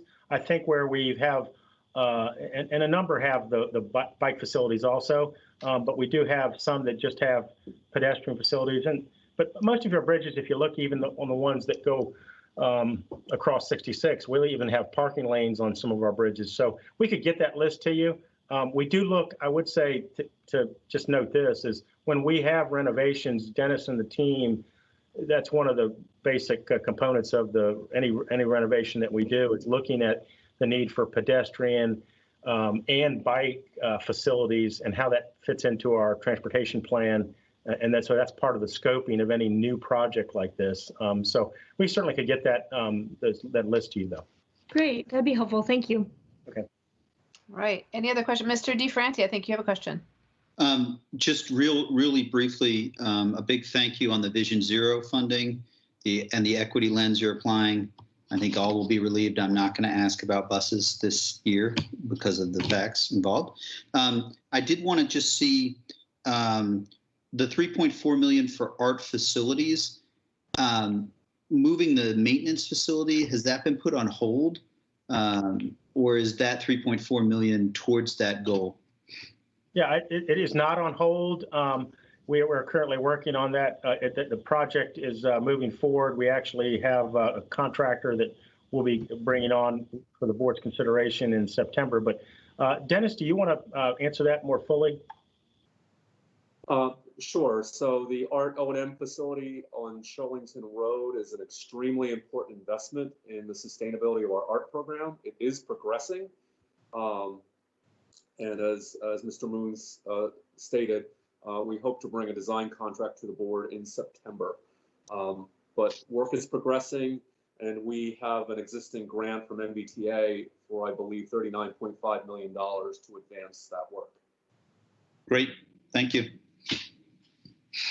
Right. Any other questions? Okay. Any other questions?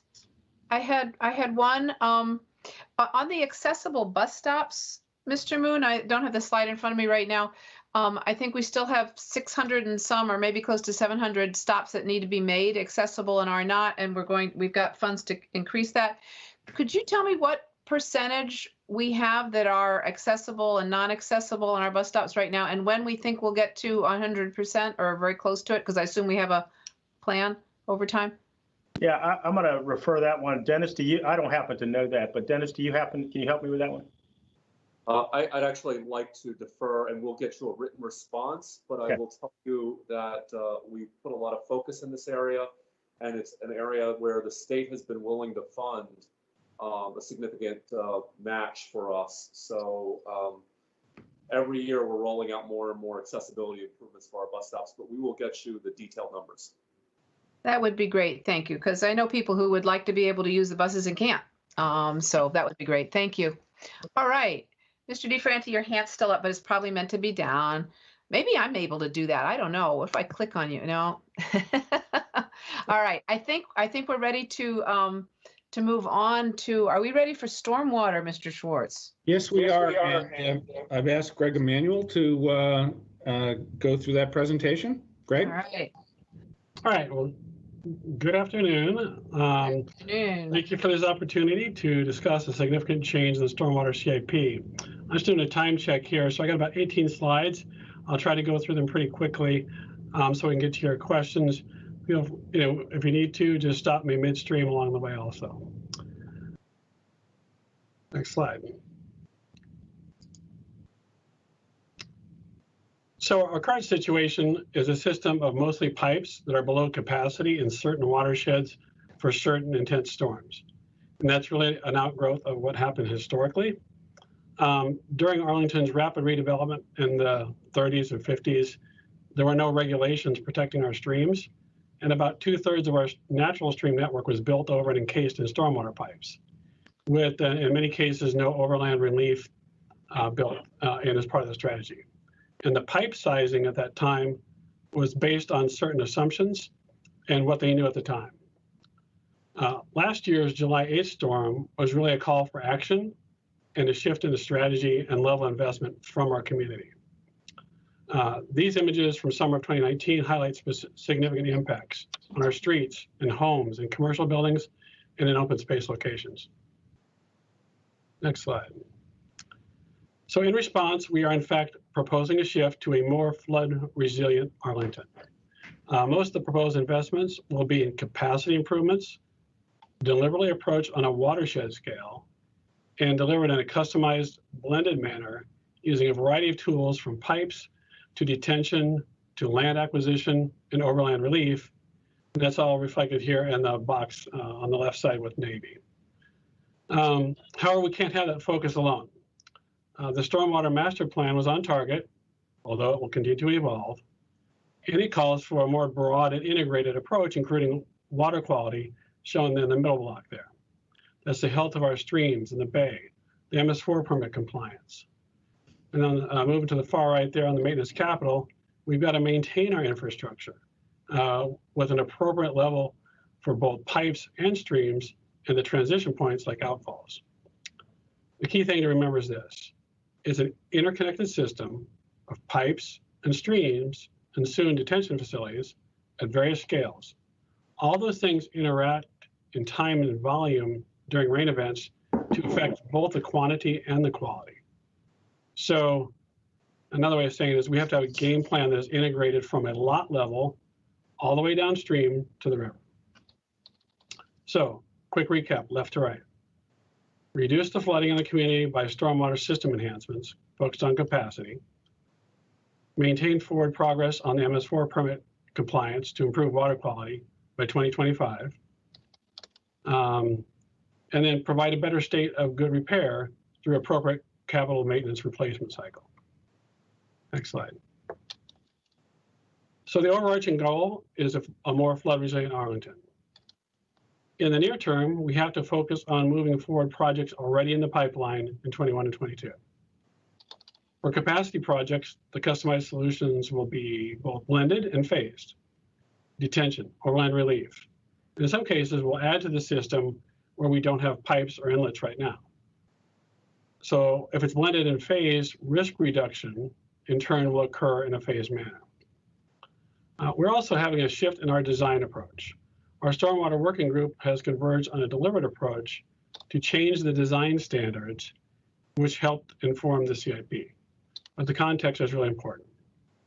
Some parts of our current system can only handle a 2-year storm, which means it's a 50-50 at a given time that they will exceed capacity.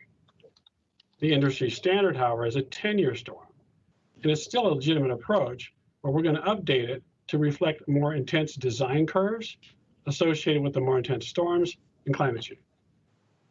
So at the same time, because we don't have overland relief in many places, we will also simultaneously model the 100-year storms to figure out where structures are at risk in that scenario.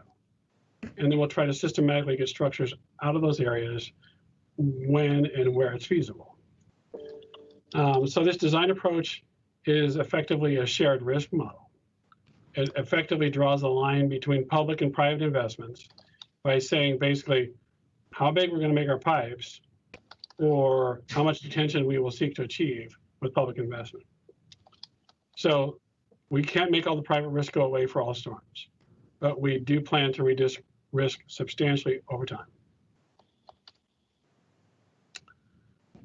Again, following that same color coding, this highlights where we propose our investments in broad categories in the near and long term, with the bulk of those investments going toward capacity improvements. This will require additional funding for the debt service and to fund the maintenance capital. Of course, the exact methods and timing and who pays will be determined in future budget actions outside the CIP. So, next slide. We're proposing bond funding for the 21 to 22 projects shown in this slide, mostly capacity projects shown in dark blue.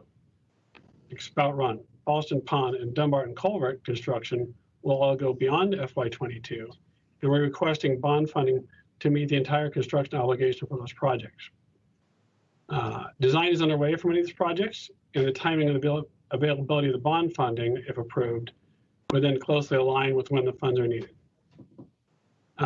To make it all financially feasible, we're proposing around a $50 million bond referendum this fall. Next slide. So I'm going to try to spend a lot of time on this slide because there's been a lot of discussion in the community. As you know, we're trying to apply an equity lens on all our county investments, services, and policy decisions. Those are typically framed by the 4 questions. I'll get to that later. But let me try to frame it by saying that investments to infrastructure, unlike the services that Mike Moon talked about with transit that I discussed back in March, infrastructure, we believe, should be based on system condition and need or identified deficiencies. And we believe that should be regardless of demographics or geography, or basically who's on the surface. Our view is that stormwater systems of streams and pipes should provide a consistent level of reliable, safe conveyance of most storms. And that means without significant risk to life and limb, to enable safe access to the public right-of-way for routine and emergency services, and to mean that basically a consistent level of flood risk for public and private property. Historical context is really important here too. Our biggest historical flooding problems were addressed with the 4-mile run flood control project, which cost over $50 million back in the 1980s, and it addressed flooding jointly with Alexandria and the Corps of Engineers. The good news, of course, is that last July 8th, that system worked well. There was some flooding in the upper reaches of 4-mile run. We lost the bridges that Eric Beach talked about, but the policy of land acquisition and the use for parks and overland relief really resulted in manageable public losses. So this decade, our proposed investments are predominantly proposed for 4 watersheds in the northwest part of the county based on modeling and actual experience. I'd also note that as part of the equity discussion, that's an interconnected system. So improvements such as detention in upper reaches of a watershed will provide risk reduction benefits to everyone in every system downstream of that, all the way to the mouth of 4 Mile Run. We believe our ask is right-sized. It's relatively small compared to this decades of significant previous capital funding in many other areas of the CIP, from transportation to facilities to parks to technology or paving, those other elements. One thing that makes stormwater unique is that flood resilience is a partnership. While we can't guarantee 100% protection of all storms, basic infrastructure capacity, we believe, should fall to the government. But there's also steps that residents and businesses can and should do to reduce their own risk unique to their individual properties. And there in that space, we try to facilitate education. So back to the 4 questions. Who benefits? Everyone downstream of the improvements that has flood risk reductions. Generally though, people who live, play, drive vehicles, or otherwise move in valleys benefit more than people on hilltops. Who is burdened? All real estate taxpayers, according to property valuations in the current ad valorem construct. So people with more expensive homes pay more.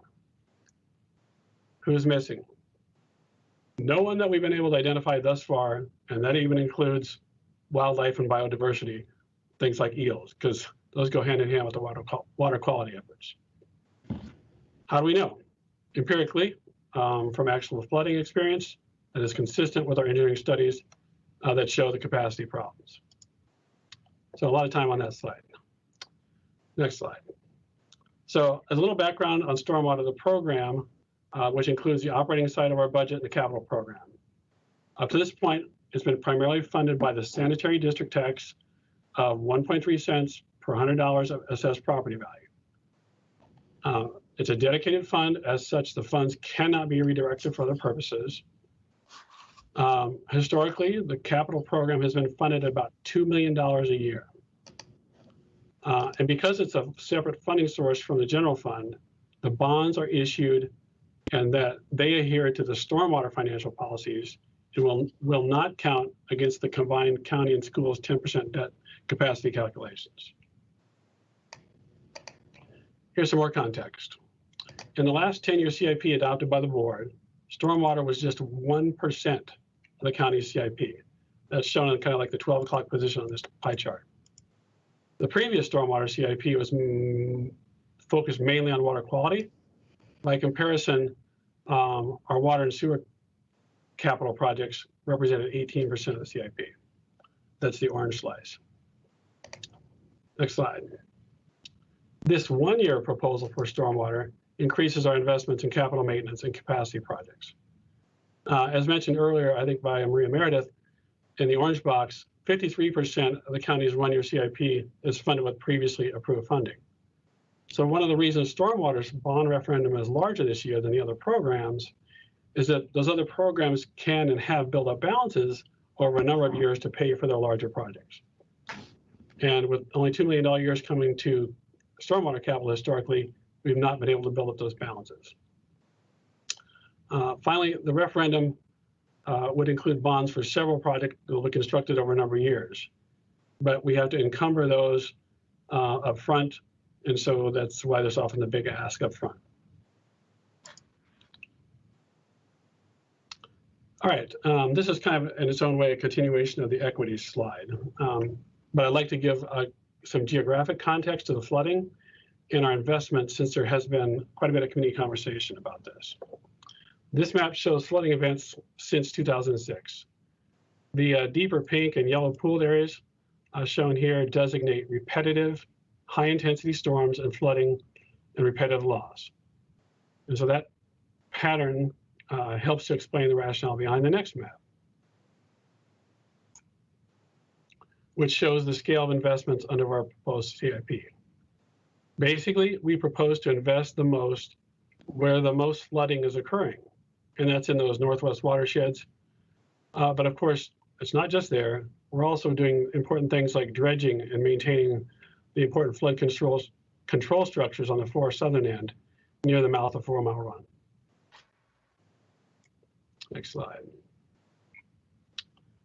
So this summary of the proposed capacity improvement projects highlights near-term costs, and on the right there is a column for the projected 10-year CIP. And it tracks where we are in terms of planning, designing, construction of those watershed scale projects, which will be multi-phase. Flood risk reduction addresses localized single-phase projects, as well as the need for supplemental infrastructure such as inlets. So while we're going after the big things, we're still also trying to simultaneously do some smaller things. And land acquisition, of course, will allow for overland relief where it's missing and needed, and in some cases, detention structures that will have pumps or not, all part of that blended design approach to find a customized solution in those fully developed watersheds. We're already working with our partners in parks and schools on potential dual use for detention structures for both new parcels and in existing parks. And of course, that will lead to some great trade-off discussions, including land use and trees.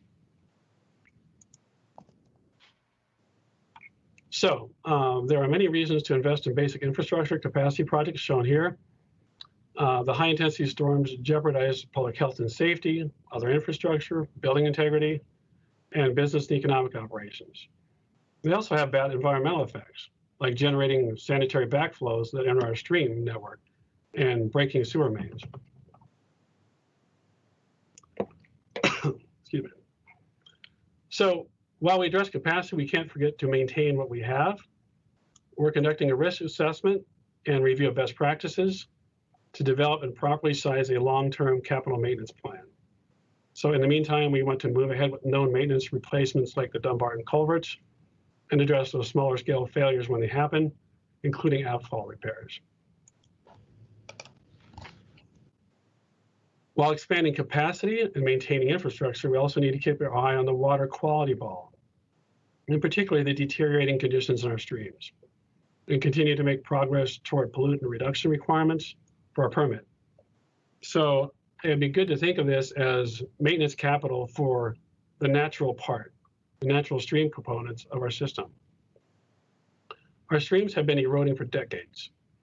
The high intensity events accelerate that dynamic, and they expose the water and sewer lines that should remain covered.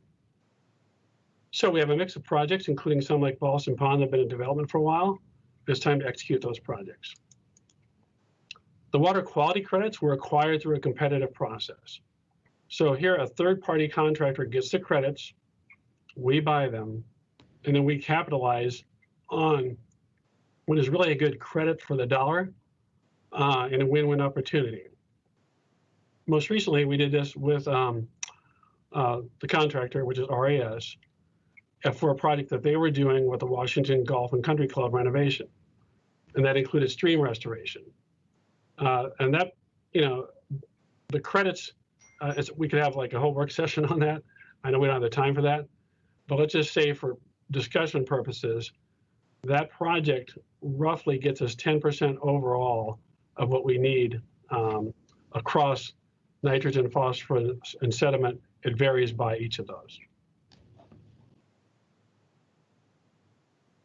So here's a brief update on our regulatory obligations under our MS4 permit for the Bay cleanup. With continued forward progress on design and construction in 21, we'll expect to meet the cumulative 40% pollutant reduction required by the end of our next permit cycle in 2025. And then future CIPs and funding will address the final 60% for the third permit cycle. Finally, we also have the benefit of our investments in our wastewater treatment plant to provide those credits to give us more time to meet the aggressive schedule. And finally, the impacts of climate change on the Bay are under evaluation. And there is potential, of course, for additional pollutant reduction requirements in future permit cycles, depending on how that shakes out.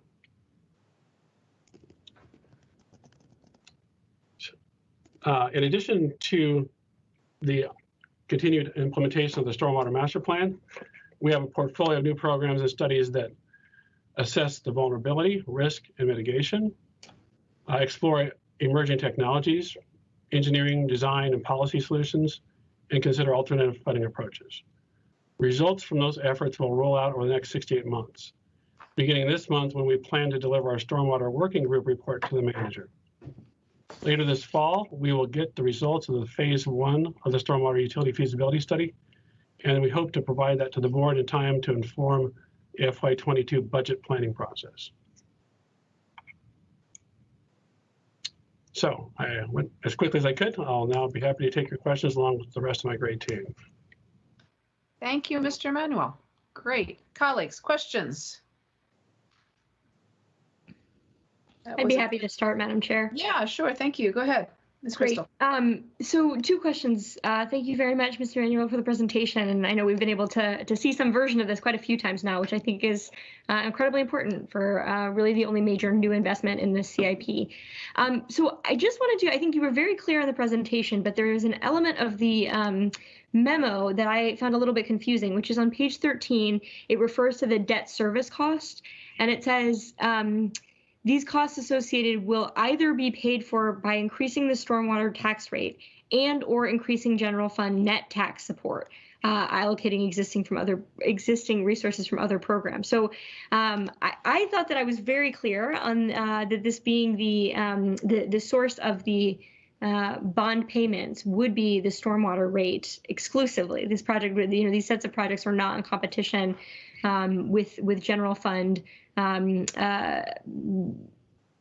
backing, I guess, of our bonds. So can I clarify, and please tell me how I'm misreading that, right? And clarify one more time that is the case. So I see Mr. Schwartz here. Would you like to answer that, or Mr. Emanuel? Let me start by saying that that language in there was meant to reflect the fact that when we actually go and sell the bonds, which may not be until the spring or even summer of next year, hopefully by then the board will have made a determination as to how they would choose to fund the debt service for it. If they choose to fund the debt service through the general fund, that would be the way we do it now, but that money is set aside in a separate fund, so it doesn't compete with other general fund investments, or it would be done through a fee. So that's in both scenarios, the money is segregated out, so it doesn't count against the 10%. Can you say a little more about money set aside that would not be available for other general fund uses? I'm going to let either, I don't know if Michelle or Maria or Jason want to talk a little bit more about that, because they'll do a better job.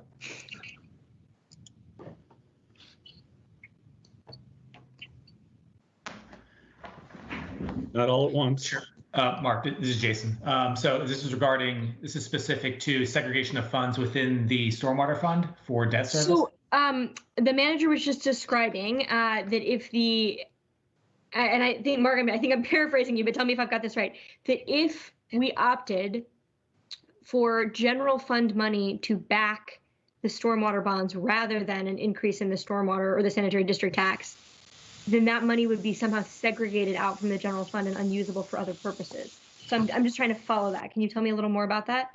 I believe what the county manager's referring to is that there would be money set aside from the general fund that would be moved into the stormwater fund. So it would be a transfer to the stormwater fund, and then it would be considered a revenue of the stormwater fund, and that would pay. Now that would probably pay operations, and stormwater tax rate would be what funds the bonds themselves.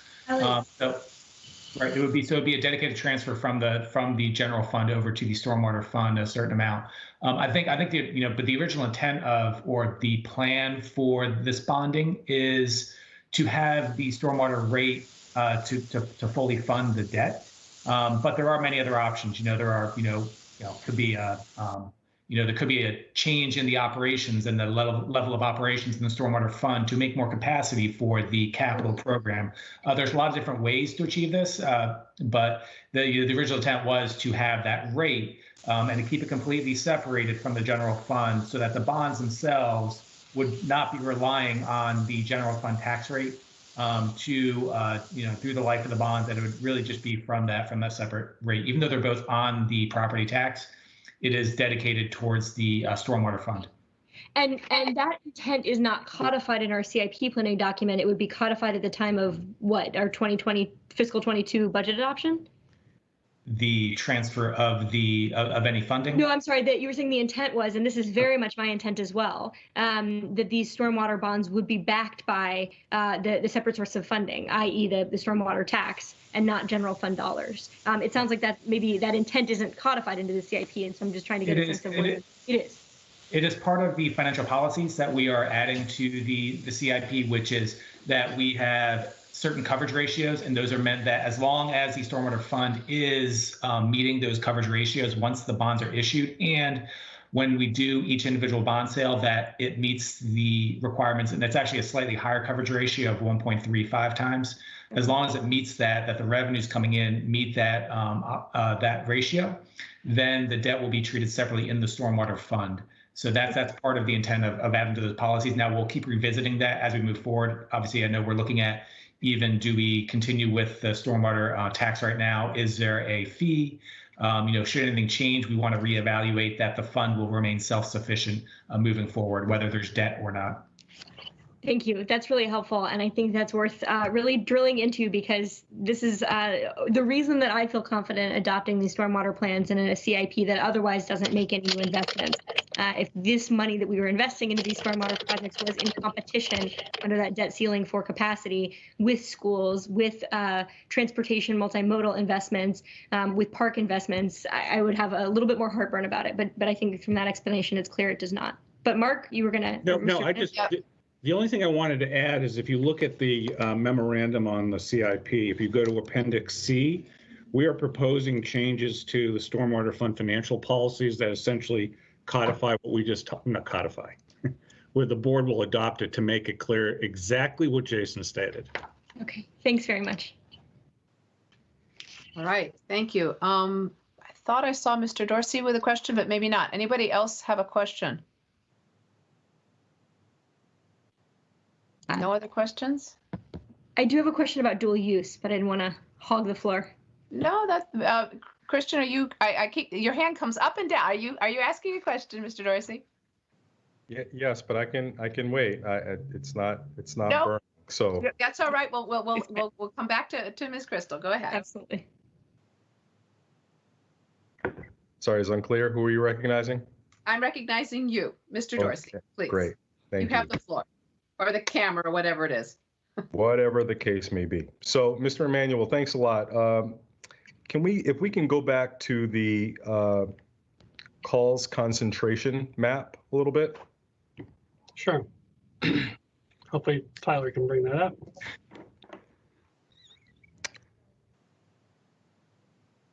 Did it come up? Yeah, that's perfect, Tyler. And then I think the next slide actually are the planned investments over the 10-year period. Yeah, why don't we stay on that? So as we just look at this, to the layperson's eyes, it looks like there are at least localized investments that are planned in all of the areas where there was at least some level of concentration of calls, with the exception of what looks like Alcova Heights, Douglas Park, and Aurora Highlands. Can you just talk a little bit about why that might be? Sure. Thanks for that, again, Mr. Dorsey, for submitting the advanced question. And if you wouldn't mind, Tyler, could you also bring up that one, because we had some great staff, Liz Thurber and others, that did some fancy work and pulled up, maybe in the backup slides, kind of zooms in on Doctor's Branch, which kind of covers Alcova Heights in good portions of Douglas Park. So this, if you look at this slide, kind of the third picture from the left, it shows that greater detail on what exactly those calls were and what types they were. And they were predominantly wastewater calls in that time frame. And so we didn't have any it was a different phenomenon. I was actually living in Douglas Park at that time. And most of the issues that people had that were reflected here were sewage backups, sewage backups, which in some cases are related to too much water getting in basically the sewer system because it's not being conveyed by the stormwater. So the systems start to get interactive. Another factor is our stormwater master plan ranked all the projects. There are some projects in this area that were identified, but they were in like the medium or low categories relative to other projects based on basically the severity of the capacity issues. So it gives you a little more detail and insight. The nature of the things here were more sewer backups. And have we, just to follow this, have we done anything to remediate those issues, or have we advised residents to do things to remediate those issues? I just want to make sure that we don't have issues that are going unaddressed. Issues. Yeah, well, I mean, again, that's most of what we had in that situation was, I had a good discussion with both Liz and Dave Hundell this afternoon. I think one of the things I want to share with the board, it's a longer answer, but I think it really reflects the challenge we face on these stormwater things and how we prioritize our work. Each storm, Arlington isn't very big, but each storm is so incredibly unique on where it drops its intense rainfall. And a mile away, even within Arlington, it can be tremendously different in its intensity and the total amount of rain it delivers. So here in 2006, in Douglas Park and Alcova Heights, it was a pretty intense rainstorm. Most of the damage and the reports and things that we had to fix were, again, public infrastructure. I know they had to fix a bunch of things in the park right across from my street in Douglas Park. There was damage down the hill to our upstream at Alcova Heights Park. There was, basically public infrastructure damage that we took care of after the storm. But the private stuff was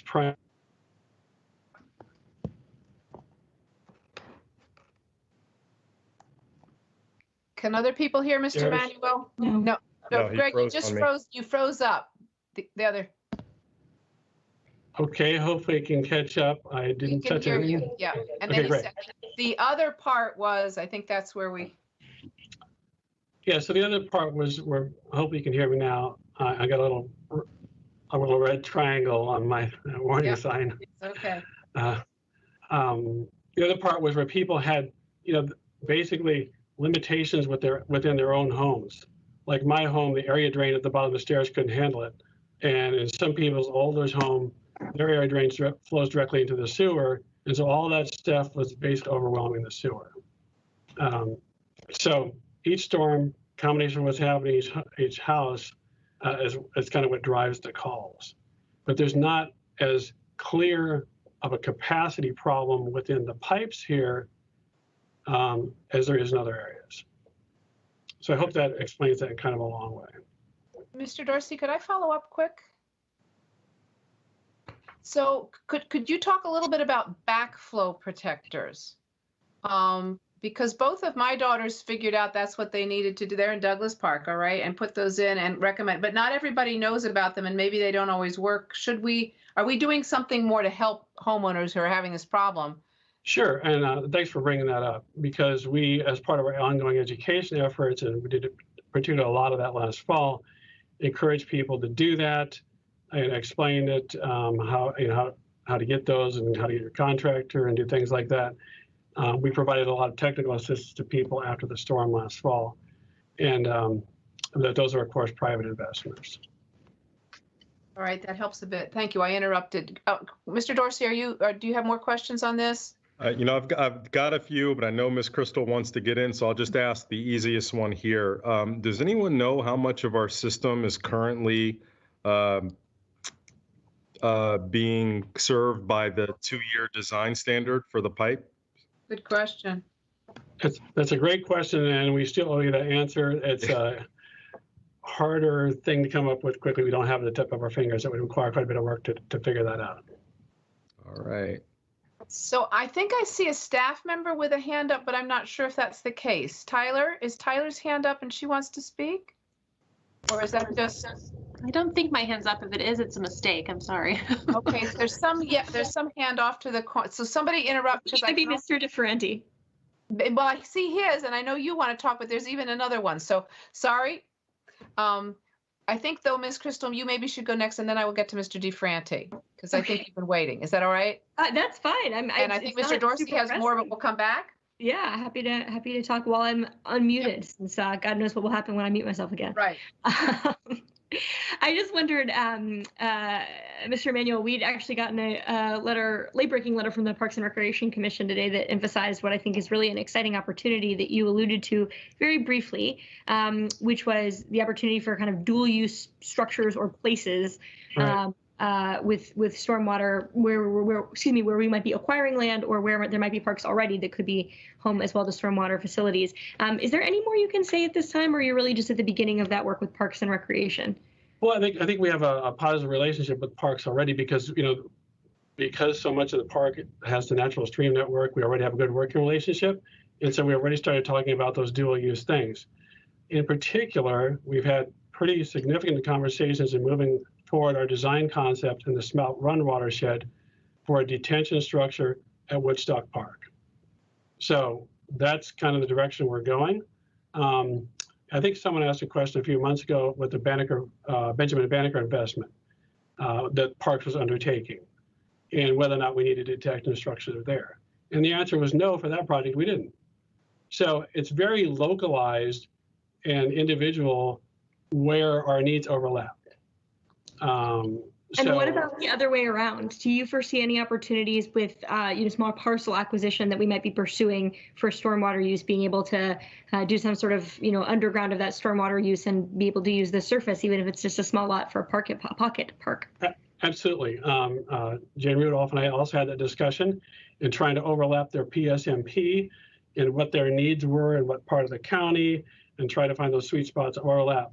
But in most cases of some of the ones we're looking at right now, like a single lot size parcel, it doesn't meet a clearly identified need in this PSMP, but it could still be a great passive use, even if it's just where neighbors gather or they come with a community garden or whatever it might be. When we have those small parcels in communities, they become community gathering parts. Even if there's no playground or there's nothing but grass, it becomes useful to the community.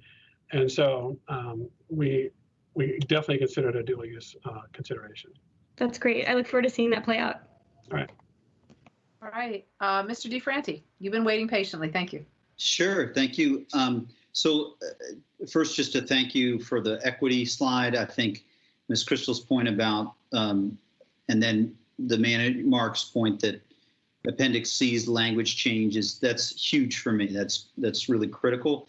I also just want to note that, I think the 1972 or so hurricane was a big investment there, and that's also on that slide. So my question is, we got some correspondence a little bit, and July 8th last year was the storm, and of course on July 7th this year we had a warning, and I can only imagine what it means when you get a flash flood text for you guys, or when that's upcoming. I guess I'm curious for the ramps process you've described of how we're sort of assessing risk. What do additional events, do they factor into that ramps analysis? And then the second part would be, it's very hard, but you have a projected time frame for when that ramps process might be done. And I don't know the acronym, but just in case, it's the risk assessment of flooding, as I understand it. Correct. And I might turn this one over to Demetra McBride, who will kind of give us the latest on the timeline for finishing up the ramp. I think it's this fall, but Demetra, are you on? Can you join in? Yes, I am. Hello, everyone. I'll try and be brief because it's a pretty wonky subject. The ramp is going to do it's going to conduct both vulnerability assessments and risk assessments. The vulnerability assessments are going to be for a larger number of watersheds. That basically looks at all of your assets. It's going to look at other infrastructure, transportation, emergency care, hospitals, clinics, schools, everything. And it looks, okay, which assets are vulnerable and what is the resilience, to the event itself and post-event. When we get to the risk assessment is going to be a little bit more limited in those watersheds because it's a very complex, very thorough assessment of taking all of those critical assets and all of the consequences and putting them through a lens or a filter that translates into what would be the cost of total replacement of a lost asset? What is the loss of business operation? What is the loss of revenue? If you lose a parcel, they're not going to pay taxes. And what is the change in the cost of maintenance and operations? Because every time we have these flash floods, we have huge spikes in our operations and maintenance costs afterwards, not surprisingly. So what it's going to do is it's going to factor the financial and fiscal impacts to come up with what is a cost of inaction. That's different from the vulnerability assessment. The timeline is going to be we're starting. We've just gone through a very, very intensive data gathering and sharing exercise with the phase with the consultant. The entire project will be complete next spring, but there are going to be critical interim deliverables rolling off. The first one is going to be the updated climate projection, because the last one is 10 years ago based on info and data from 12 years ago. And just in that past, dozen years, there's been a definite difference and acceleration in the projections for climate change. So I hope that answers the question. It sure does. Thank you. The only other thought is just a head nod or an indication, because resilience is what we're doing, not perfection. It's impossible to do perfection, but we are incorporating things like Tuesday. Being mindful we can't fix every problem, but as there additional rainfall, there is some level analysis that the working group is doing about, Tuesday's storm, keeping in mind, as you said, Greg, that every storm is different, but we are incorporating added data as it comes in, I would guess. Absolutely. Okay, great. Just because someone wrote in this week, wanted to at least mention, wish it had not been July 7th and July 8th as the two dates, because I think it was not an easy moment for folks, but thank you. Thank you, Mr. DeFranti. Mr. Dorsey, I think you said you had some other questions. You're muted.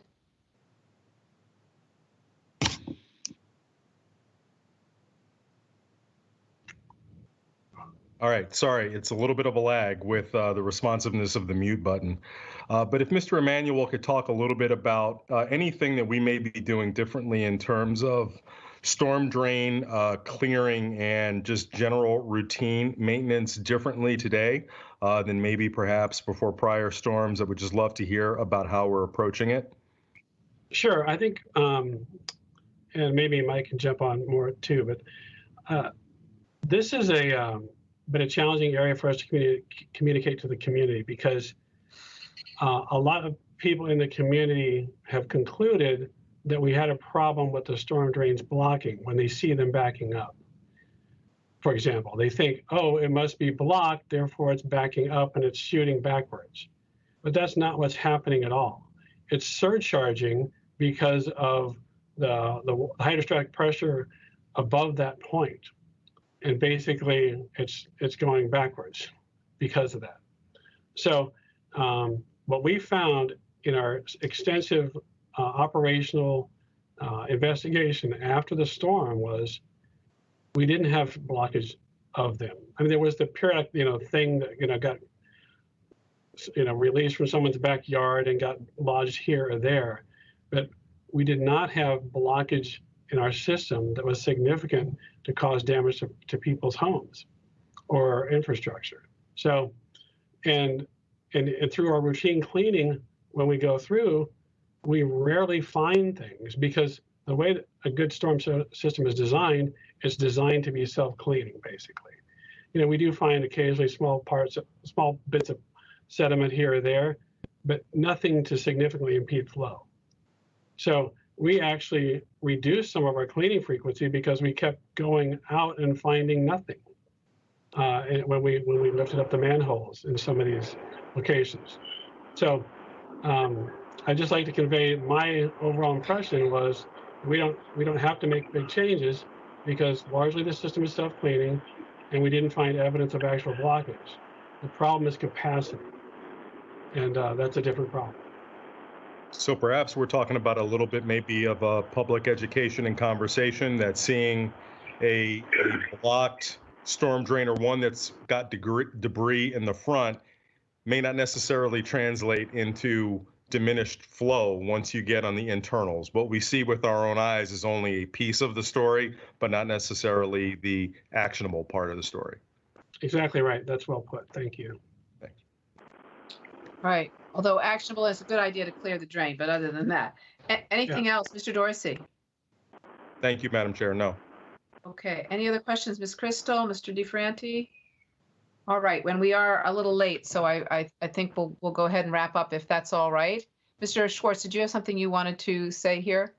No, I just wanted to thank everybody for taking the time. I did want to let you know, because I think you want to move into closed session, that is on a separate feed. So we're all going to have to log off this. Log off and log on. That's good to know. That's helpful. Thank you very much. Maybe the mutes and unmutes will work better. We'll see. All right. I think that concludes it. I do want to thank everybody. And I must say, I'm glad that Ms. McBride was here for at least one question, because somehow it doesn't feel like it's stormwater if Demetria McBride's not talking to us. So thank you very much. A lot of really good work. I want to recognize my colleagues for getting some questions in ahead of time and that you were able to then really answer thoroughly. And a lot of those came out of the things we've heard from our residents, both at our public hearing and through correspondence. So thank you all very much. And this will come to us for adoption on Tuesday, July, I think it's, thank you, 21st. So we will continue to take input from people. Thanks again for the equity outline. I also appreciated that, Mr. Manuel, very much. It's good. All right, I think we're ready. I then now need to make another motion, colleagues. I move that the county board convene a closed meeting as authorized by Virginia Code sections 2.23711A1 and 8 for the following purposes. 1, personnel matter involving the performance plan and expectations of an appointee of the county board, and consultation with the county attorney and necessary staff concerning the authority of the county board to establish processes for review of county police department policies and procedures and their application, to prescribe police policies and procedures, and to monitor and regulate the discharge of those policies and procedures by individual police officers. Is there a second? Second. Thank you. Motion's been moved and seconded. All in favor, please say aye. Mr. DeFranti? Aye. Ms. Crystal? I saw it. Well, it'll count. It'll count. Mr. Dorsey? Aye. All right. Ms. Garvey? Aye. All right. With that, we are going into closed session. We will close out of this and then reopen and see you all, say, in 5 minutes or less. All right? Really appreciate it. Oh, thank you. Thank you much.